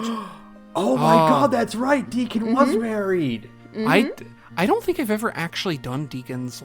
Did he? He doesn't have a quest. Oh, Why would he have a quest? Fuck you. Oh yeah. Why would one of the about him? Why would literally one of the only interesting side characters actually not have a thing? And then he's not even that interesting because he's like, oh, I have a dead wife, and literally as soon as. Because, okay... Well, I mean, just interesting in terms of how he behaves, and the fact that, he's totally interesting, but it's, but it's, the fact that, the concept behind, Valentine's dead wife is that it's not actually his dead wife, it's another guy's dead wife, and he's just, kind of fucked up about that? Sure, fine, whatever. McCready is a Fallout 3 reference. Fine, okay. Deacon is, the least dead wife character possibly ever, and it's, you literally just defaulted to the most you didn't know what to do with this character, so your default is to say, well, he has a dead wife, and that's why he has problems. If you're being canonical and playing the male character, you also have a dead wife, which brings us up to a 4 tally. Exactly. Great. Yeah, Thanks. I'm glad that's Emil. I'm glad that's Emil's instinct. He's just like I need to throw call some. his wife. I need to throw some crushed red pepper on this character. I think he needs a dead wife. Deacon having a dead wife would be like if you found out that Strong had a dead wife. You don't know that he doesn't. Fuck, You can't prove to me that he doesn't. And it's like, but then it's like for the companion quests are just so. And it's like then you get Curie, whose whole thing is like, well, this is like cool being a robot, but I'm limited by my robot brain. I need a human brain to put me in a synth body, and like you're like, okay, maybe there will be a thing here, but no, that's the end of the quest. Yeah, there's like no further discussion of like, hey, how has like completely changing your neural topography like affected your perspective on the world. She's like, oh no, don't worry, I still basically have a robot's personality, except now I have a human brain to back it up. She has almost exactly the exact same lines, being a Mrs. Nanny or being like a lady. It's just you don't get the robot filter. Yeah, exactly. It's crazy. It's incredible. There should have been less side characters. There should have been less companion characters with actual content behind them. There should have been, like I said, there should be 5 companions in this game. Like, do we want to talk about what the 5 are? I feel like Nick Valentine is for sure. Valentine, in my opinion, and this is also just because I like these characters the most. Valentine, Piper, Deacon. I think you gotta have Hancock. You gotta have Hancock because Hancock is good. Hancock is a cool gonna make character. the bold suggestion. I feel like you can combine Hancock and Preston Garvey. That would be a good idea. Ooh. Like Preston Garvey becomes Hancock from Trauma. Hold on. Here's what I'm going to suggest, and I'm going to do my Plinkett paraphrase. The characters of Preston Garvey and Hancock should be combined into one character, named Hancock. Correct. Absolutely. Yeah. I feel like it's those 4, and then you have to have like a goofball pick of some kind. Okay, so you have like the way it worked in fucking 3 is that you have one kind of representing like, you know, lawful neutral chaos, right? Mm-hmm. Yeah. So you have because in 3 especially because you have the karma limiting which ones you can pick too. So like you need, I guess maybe McCready because he's a Fallout 3 callback. I don't think he adds anything. Oh, because the thing is, you don't need McCready because Elder Maxon is also a Fallout 3 callback. Oh, that's true. Then I say Curie because I think her voice is cute. I think Curie. She needs like a plot. I think you can merge Curie and Codsworth into a single entity as well. You should combine the characters of Curie and Codsworth into one character named Curie. Yeah, exactly. And just have her be like, you meet her at the beginning because if you're gonna keep the fucking there was a kid thing, she was a fucking like nanny robot. Like there you go. You change nothing. Like you change nothing. I'm trained in a bunch of medical shit in case the baby has sudden infant death syndrome and someone needs to do something about it. Jesus Christ! You know, and it works because like you know you can still have Curie's subplot of turning into a human because she's like, I've been in this wasteland for 200 years and I can't keep up anymore. And if you're gonna save the baby, new human body. And then you get married to the robot, and then you meet your spouse again, and you have an awkward conversation. Yay! This is much better already. You meet father, and he's just like, well, I'll be honest, I wasn't expecting you to turn the house robot into a human and then remarry it.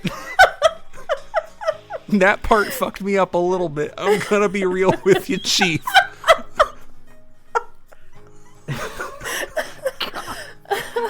I know you're not my real mom because you're a synthetic, but it's still weird to see you looking like you making a robot wife into a human wife. It's just that fucking drill tweet where it's like, turn my ass into a human's ass. Correct.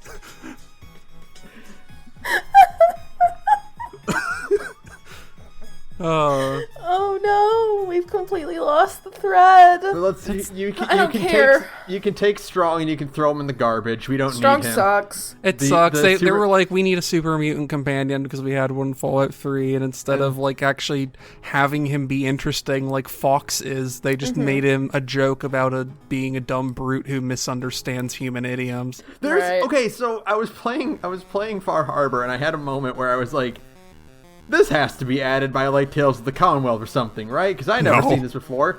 You can find a super mutant who takes care of animals. He's cool. He's actually like an interesting character. That might be one. No, he's in the base game. Again, I looked him up on the wiki because I'm like, almost 2,000 hours in Fallout 4. You know what good super mutant content Tales from the Commonwealth added? The Ballad of Touchdown Tom. Yes. In which you encounter a man who calls himself Touchdown Tom, who has basically trained a bunch of super mutants to play football because they're using empty mini nuke cases as the football thing, and they think he has discovered the secret to wielding a mini nuke without making it explode. It's so good. It's so much better. Tales from the Commonwealth turns Fallout 4 into an actual Fallout game. Because all the Tales from the Commonwealth quests are quests that are written like quests from the older Fallout games, where they're all kind of wacky. And they're not necessarily like, and plenty of them are serious. There's plenty of serious quests in Tales from the Commonwealth. But a lot of them are stuff where it's just like, hey, here's a really goofy premise that stretches kind of at the limits of the world building, and we figured out a way to take our very serious concepts and turn it into a fun joke that is still entertaining. There's an entire quest that I always run into and have sometimes finished when I do Tales from the Commonwealth, which is, have you ever encountered the hackers?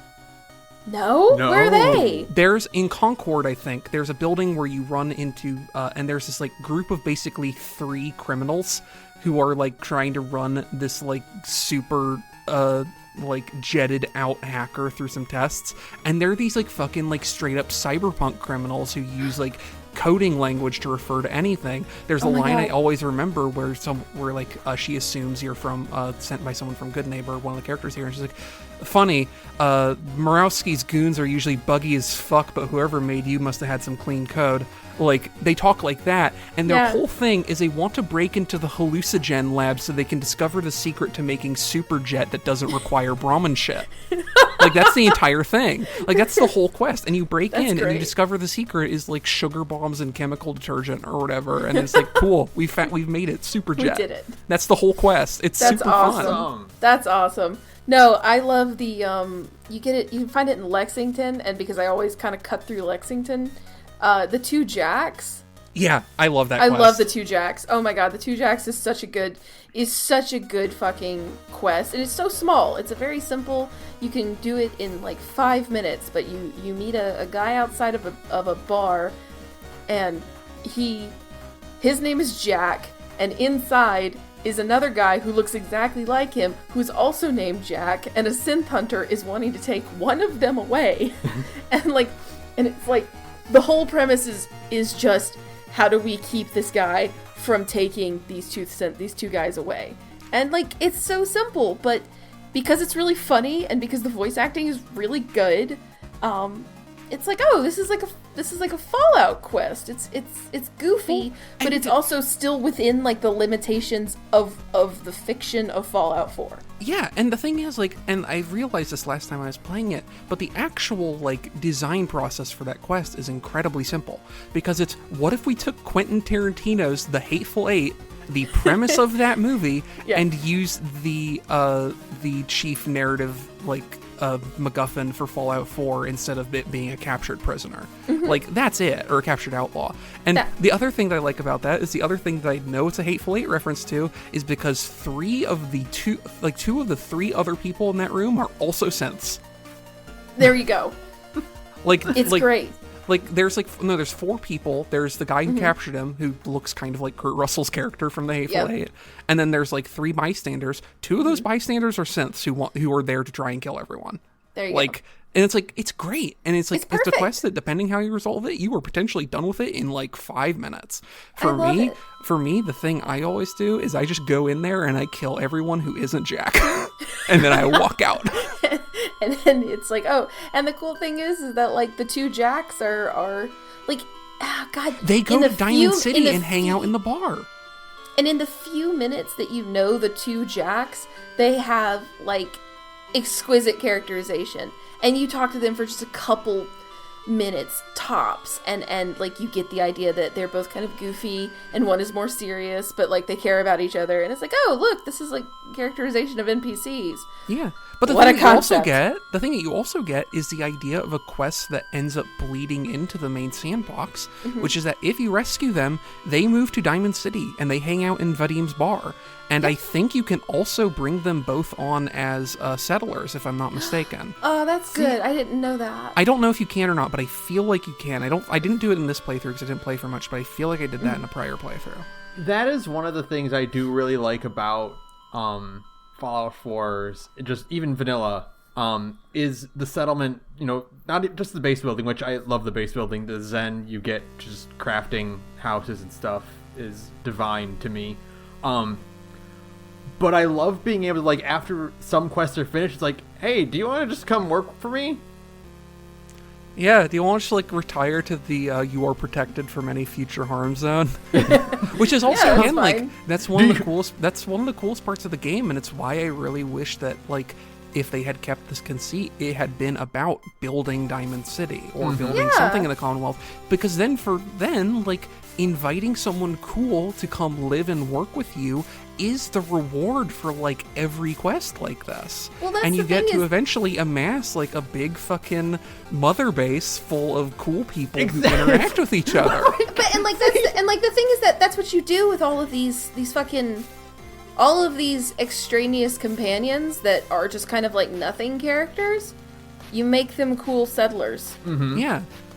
And, like, God forbid, maybe you have a thing where, like, you actually have to make decisions about how you're running the city, and certain characters you've recruited might like some or not, and you might have interesting conversations with them about it, and there be an actual, like, layered interaction there that makes you really care about the people who you're rescuing. Right. Or maybe if you're cynical, think carefully about who you're rescuing. Saturn, your comment just made me think of, like, thinking back to, like, your Pip-Boy being an Omni tool that does everything is just, you find someone you want to bring back to, like, Sanctuary. And your Pip-Boy attaches a Fulton balloon to them.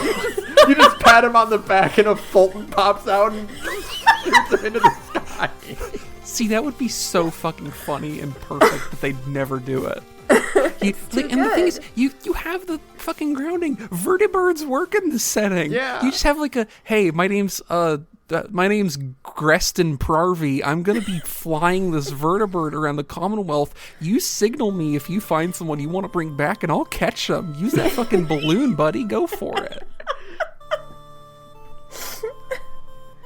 God. And that's what I meant when I said earlier, when I'm like, there's things that exist in my ideal Fallout game that are just not worth talking about because they're so departures from the DNA, you know? Sure. And it's like, this is the thing where I'm like, this version of Fallout 4 would have been incredible. Bethesda never would have made it because they do not, like, I'm sure there's plenty of great people who work there. And absolutely. Who, like, but I think there is an issue where the people who are broadly responsible for making decisions about, like, how money is spent, what engine is being used, what the creative design priorities of this game are, they are people who have less creativity and less ambition than most of the people who work at Bethesda. I genuinely believe, so there's a part in that Joe Anderson video, it's in one of them, he did two. In one of the Joe Anderson videos about Fallout 4, he says, and he says it in, like, he kind of feels bad, he's like, I'm being mean, but he suggests that he thinks that a significant number of the quests in this game were written out of a hat, or were written just by people at Bethesda, where it was like, you know, we're gonna go around the office and we're gonna take quest ideas from everybody and we're gonna iterate on them from there. And so that's how you get, like, a cool quest, like a few cool ones, but, like, they never go any deeper than just like the basic idea for a quest. And right? also explains why basically none of the quests actually play off each other in any meaningful way. Like for Fallout New Vegas, one of the big appeals of that is that, like, aside from your main faction quests, you had a bunch of like secondary quest lines, like with the cons and with the boomers and all that, where like what you choose to do in one quest, aside from affecting how the way the quest ends, which almost no quests in this actually have in a meaningful way, but like aside from it changing how the quest ends, also can go on and affect other quests in the game world. And every quest in vanilla Fallout 4 kind of exists in a vacuum where it's where like you get something cool. Like I think one of my favorite quest concepts in this game is the Weatherby Savings and Loan with the giant robot ship that has crashed into the roof. Yes. Yes. The USS Constitution, absolutely. Genuinely incredible quest that I think like plays a lot to the strengths of like what makes for good Fallout quest design vis-a-vis like here's something that exists in our world that is completely honest and valid to like the lore we have established, that is still very comical and asks you to make like a genuine like moral choice in so doing. And like I don't think the quest itself it has its issues where like it's too linear, you don't make any choices that matter, like etc., but it's still a thing where like whoever designed that quest specifically had a good idea of what a good Fallout quest looks like. Right. That quest, just before you continue, I don't want to make this point here, that quest makes me feel so much like Fallout as a world of adventure. Yes, exactly. Yes. That quest is what they wanted Fallout 4 to be completely, but instead Fallout 4 is that 5 to 10% of the time. Right, yeah. And the thing is that in other Fallout games, I think, this is a thing that's been said before by a lot of other people, in other Fallout games, the USS Constitution would be a weaker quest line. Yeah. Like, in New Vegas, it would be like, oh, that's a pretty fun quest with, like, a really goofy ending, but, like, there's better ones. But, like, in Fallout 4, it's a standout because in Fallout 4, it's a standout because so many quests in Fallout 4 dog are shit. bad. They're so dog shit. You don't care about the stakes, or you don't care about what's happening, or the actual premise isn't interesting, or the characters' motivations don't make sense, etc. So it's nice when you get one that just works, even if it doesn't do so with especially a whole lot of flash. The concept is strong, and the quest ends in a way that you would expect it would end based on what you do in it. Here's what I'll say. That quest feels like a Samurai Jack episode. Yeah. Yeah. Well, that quest feels like also the promise of the Outer Worlds. Yeah. Which is to say, it feels very much like an Outer Worlds quest, except that game is similar. Like, we're not doing a gorge about that game. I'm not gonna do a diversion about it. But what I will say is that game is bad for what I would describe as being pretty similar ways to the ways that Fallout 4 is bad. Which is to say, like, you don't care about the environment you're in, and the characters, the things the characters are doing don't really make any sense because they can't tell if they're writing it to be a joke or to be serious or to make a point or what. And Fallout 4 has a similar problem. Like, hey, here's a quest. Some characters have some drama. Who are they? Who cares? Do you care about what they're going through? No. And I'm like, well, all right. Sounds good. Great, thanks. Wow. That's also just a testament to how good Tales from the Commonwealth is, though. It's true. I didn't get to it in this playthrough, but I have very fond memories of the quest of the photographer who wants you to go develop photos for them. I did that one. That one's so good. It's so much fun. Yeah, and it's like you get that, you get Touchdown Tom, you get the Jacks, you get the hacker quest I mentioned. I think there's at least one or two companion quests in Tales from the Commonwealth. There's actually a really good the ghoul lady companion. She's so good. Her voice acting is great. Her quest is really fun. Yeah, her quest is wonderful. And I think there's also the quest with the two gangs, like right outside Diamond City, and it's like literally a Romeo and Juliet thing, except with two fucking post-apocalyptic gangs, and one of them's religious and the other one runs a bordello. It's so much fun. Like those are like they feel like actual Fallout. And I will say, just to like a small digression, is that I didn't get to too much of I didn't get to Far Harbor, so I couldn't do Huntress Manor, and I really wanted to do Huntress Manor, but I didn't have time because life. But I did start Fortville, because that's on the list. Fortville is incredible. Like, I saw none of it, have no idea what it's about. I just remember downloading it because you put it on the list. I know absolutely nothing about Fortville. So Fortville is set it's up near the, kind of towards Salem, like up that part of the coast, like near the canning factories and stuff. It's a vault just outside there. It's Vault 4, obviously, because Fallout 4. And the deal is that, when the bombs fell, a bunch of people set up camp outside of Vault 4, hoping it would open and let them in, but they never did, so they built like a little town around the vault door of 4. And the deal is that you show up in town, and a whole religion springs up that one day, like, the vault door will open. And you show up in town, and you're hoping that, there's a mayor election going on, so you talk to the different mayoral candidates, and you talk to the guy who runs the Church of the Four, and there's a bunch of quests that are attached to Fortville that send you out into the world, and you can go off and goof around, and then literally the day before the election, the vault door opens. And it's oh shit, and I hadn't finished Fortville yet, but it's good. It's real. It feels like DLC. The only problem is that the actual, design of the world space is kind of bland. It's really under-decorated, and, even Bethesda does a better job than, what's on here. But, it doesn't matter, because the voice acting is really, really good, and, the characterization, and there's all sorts of, nifty things going on with interactions, and, it's all of that same stuff that they're doing with Tales from the Commonwealth, where,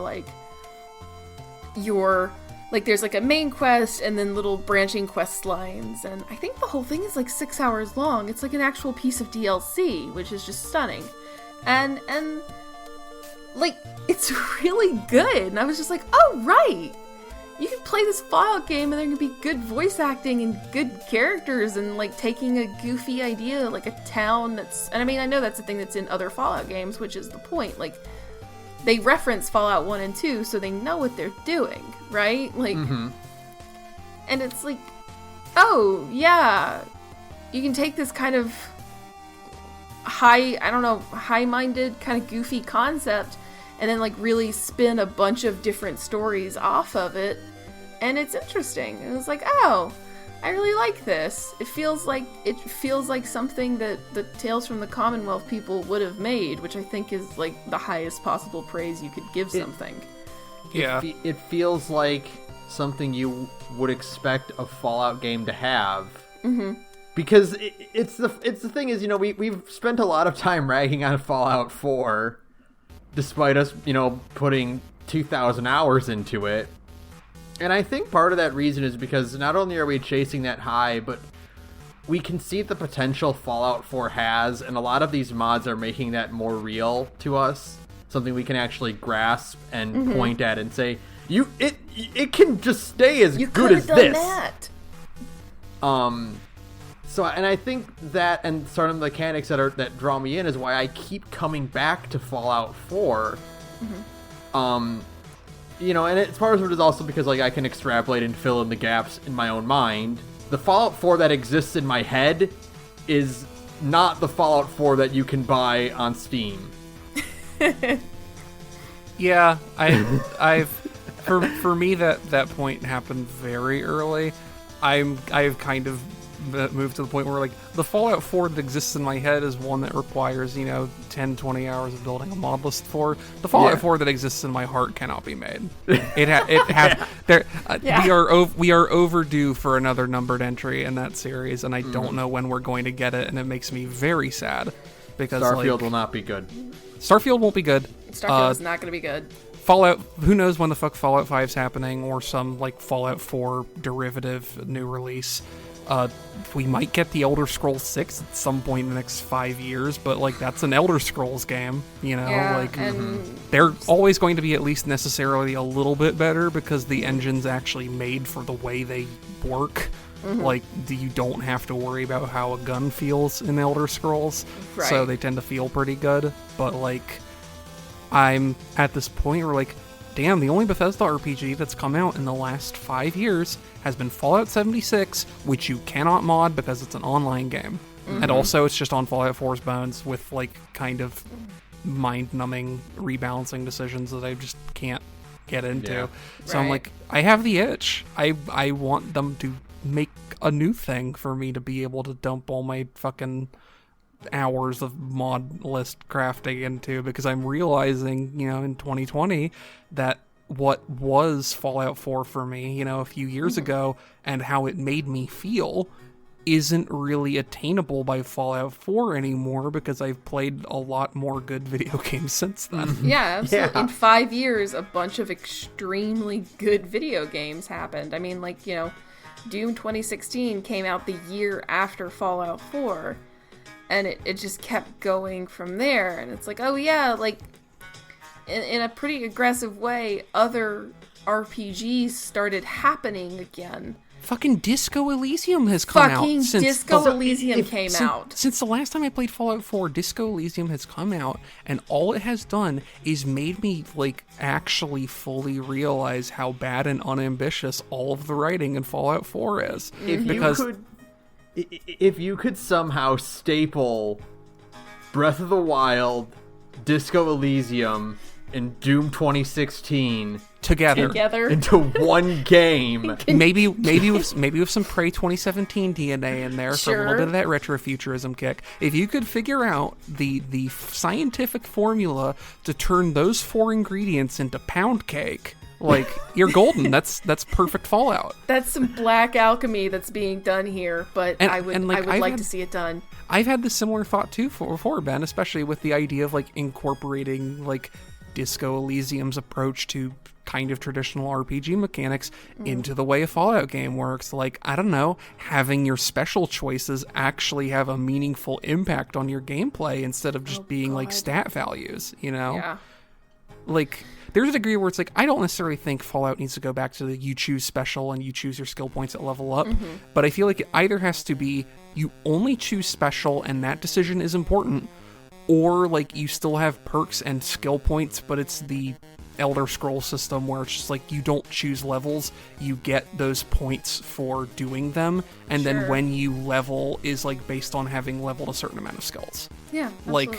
I feel like it has to be one of those two things, because if I have one specific stick in my craw that Fallout 4 has not fixed, won't ever fix, basically the entire reason I use Horizon for non-survival games is because Horizon kind of addresses this, is that the Fallout 4's specific iteration of perk access and what things are locked behind perks is just completely counterintuitive. Someone engineered it in a vacuum without the idea of how people would actually play the game.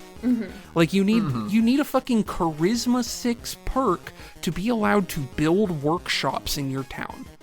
Yeah, a thing that the game is essentially built around. Yeah. You have to so every time you play the game, in order to engage with all of its mechanics, you always have to have Strength 2 or 3, whichever one opens armored, the armorer perk. You have to have the gun nut perk, so agility 4 or 5. Yeah. You have to have Charisma 6. You have Charisma 6. Also, if you want to work with power armor and cool gun mods, you need to get intelligence high enough to get fucking science, which is intelligence 7. It's high up there.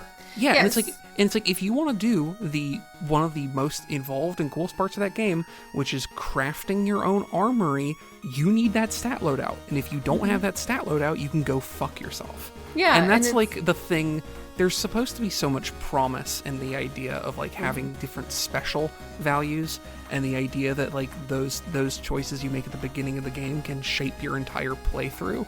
But the problem is it's there is a correct choice. And if you're not making it, it's either you're doing that, or you're just doing a meme build where you play with 10 luck and 1 intelligence. And those are the only two styles of game that are actually supported by the game as designed.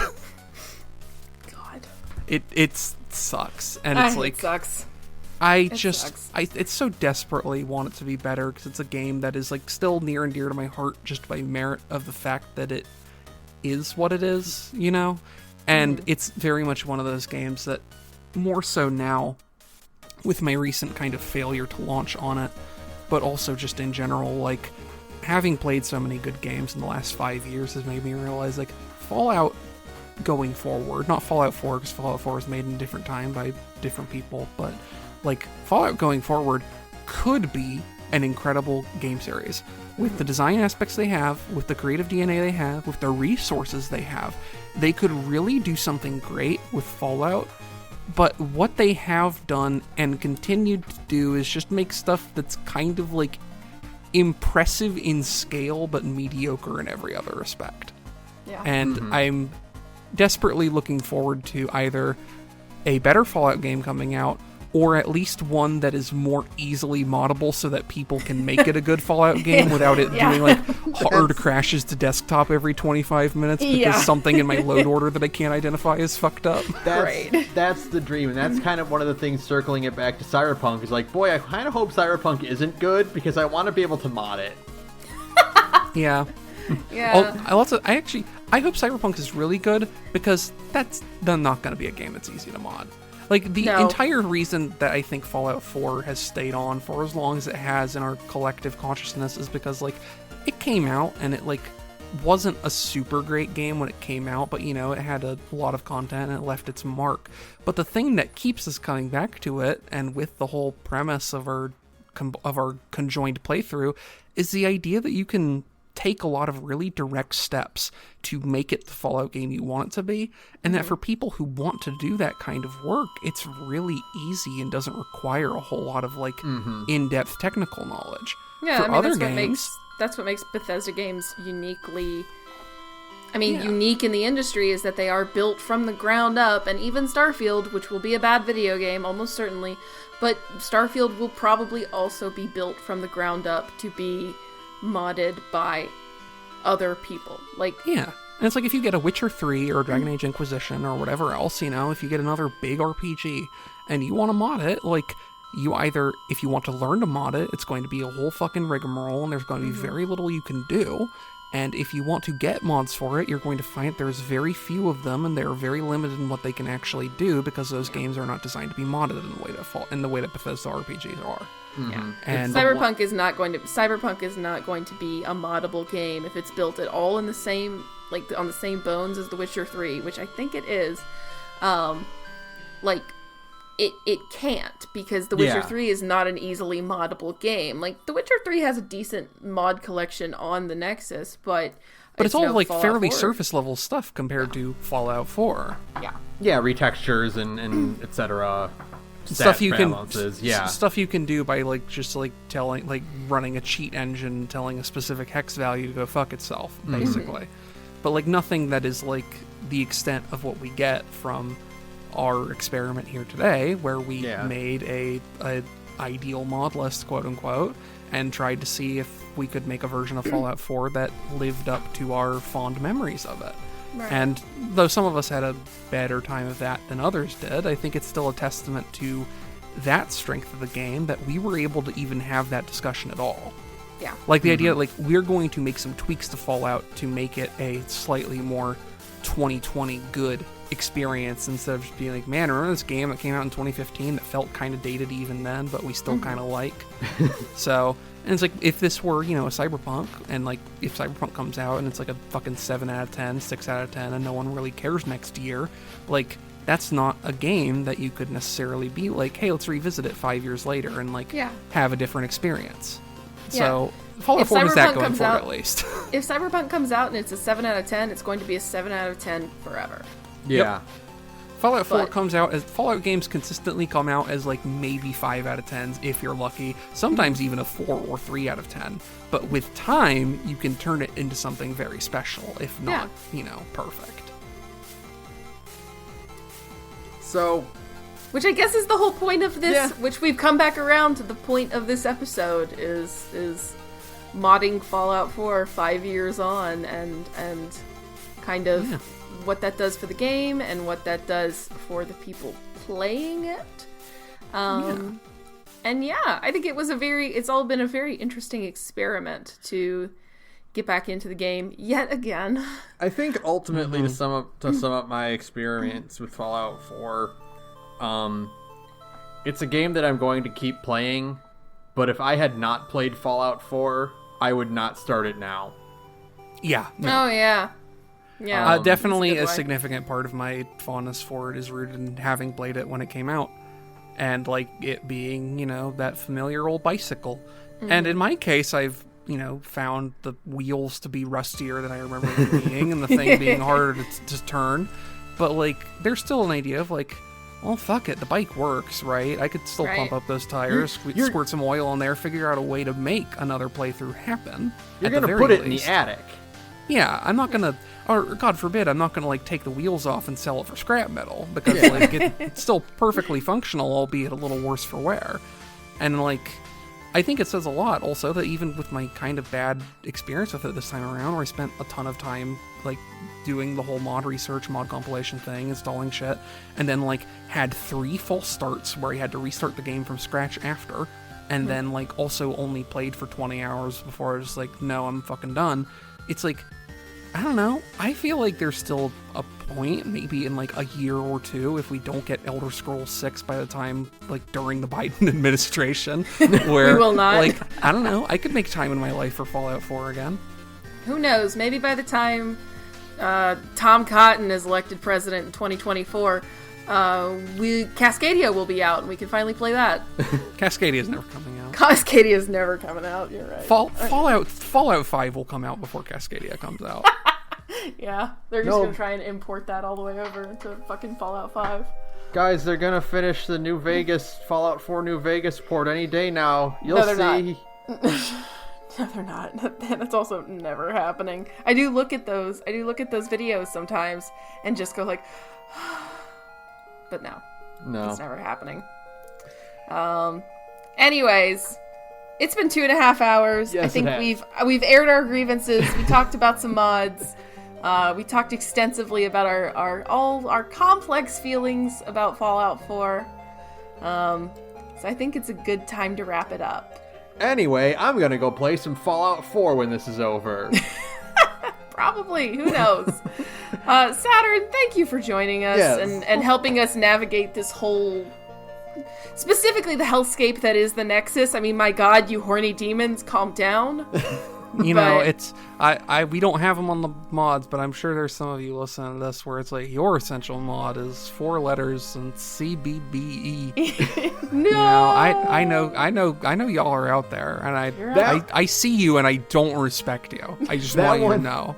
That one I did download just because a lot of the fashion mods require it, and I'm like, there is default that body type. For me, like, and I'll say this much, like, not having done Horizon this time, it's the thing that Horizon makes really easy, because Horizon's like, you want fashion mods? No. You better have a compatibility patch ready for every single one of those fucking things you download, buddy. And it's like, at that point, it's like, nope, not gonna worry about it. I'll go fuck myself first. I'll go fuck myself. What do I need? I need Horizon, I need Sim Settlements, I need NACX, maybe Beantown Interiors, but I think that actually does also conflict with Horizon, because Horizon, for all I know, NACX might also conflict with Horizon, because the thing that Horizon does is that it hand places all the loot, which means that it makes adjustments to every single interior cell in the game. Oh. Horizon's just like, other mods like, hey, can we come over? No! You're not cool enough to hang out with us, except for Sim Settlements. Horizon's like, no, I can't come to McDonald's. I have food at home. It's my very special allergenic blend that I need to eat, and if I have any McDonald's, I will die. Not only will I need you to know die... this. If a Big Mac touches my lips, I will expire immediately. Not only that, the McDonald's will catch on fire. Yeah. The problem is, if I go to a McDonald's and eat there, I will immediately nuclear detonate and wipe out an entire city block and change. So, like, I'm just gonna have dinner at home if that's okay with you, is what I'm saying whenever I fucking put Horizon on my mod list, because I can't fucking play anything else with it.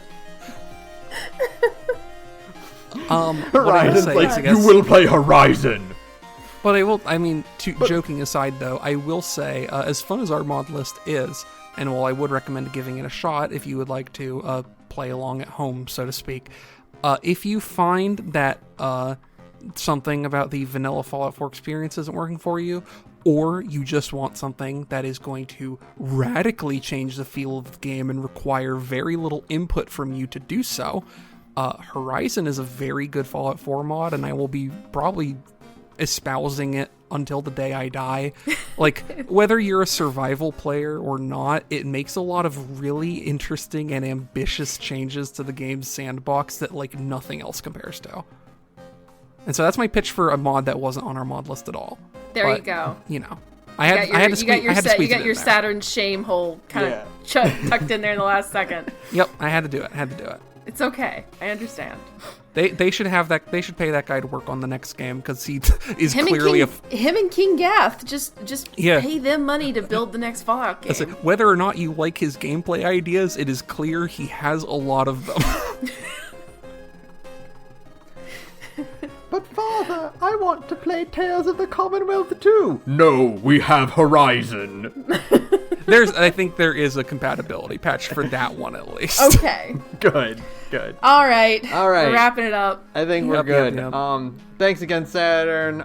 Thank you to Visitor for use of background music. You can follow me on Twitter at thegorgepodcast. You can also say at radioinactivity. You can email us at thegorgepodcast. And Saturn, do you want to give out your Twitter handle? Yeah, you can find me at Celestial Mecha on Twitter. And you can also find me on the Big Gay Nerds podcast, which Sara is also on and talks about here and there, I'm sure. Yeah, we have a whole pitch for that. Saturn, Saturn and I are both in another podcast called Big Gay Nerds. It's a podcast where me, Saturn, and some other cool queer friends get together and we play tabletop games. We try out lots of different systems. It's always a blast. I think by the time this goes up, the last episode of Beam Saber will also go up. I believe the last episode of Beam Saber is already up, and we're going to be, if you like cool mech battles and like anime mech pilots getting into drama, we say last episode, we are going to be coming back to it. But it's a variety show, so we like to do like recordings of blocks of this game or that game, so we can keep things mixed up and have different players. I suppose the season finale of Beam Saber is going to be up by the time this episode is out.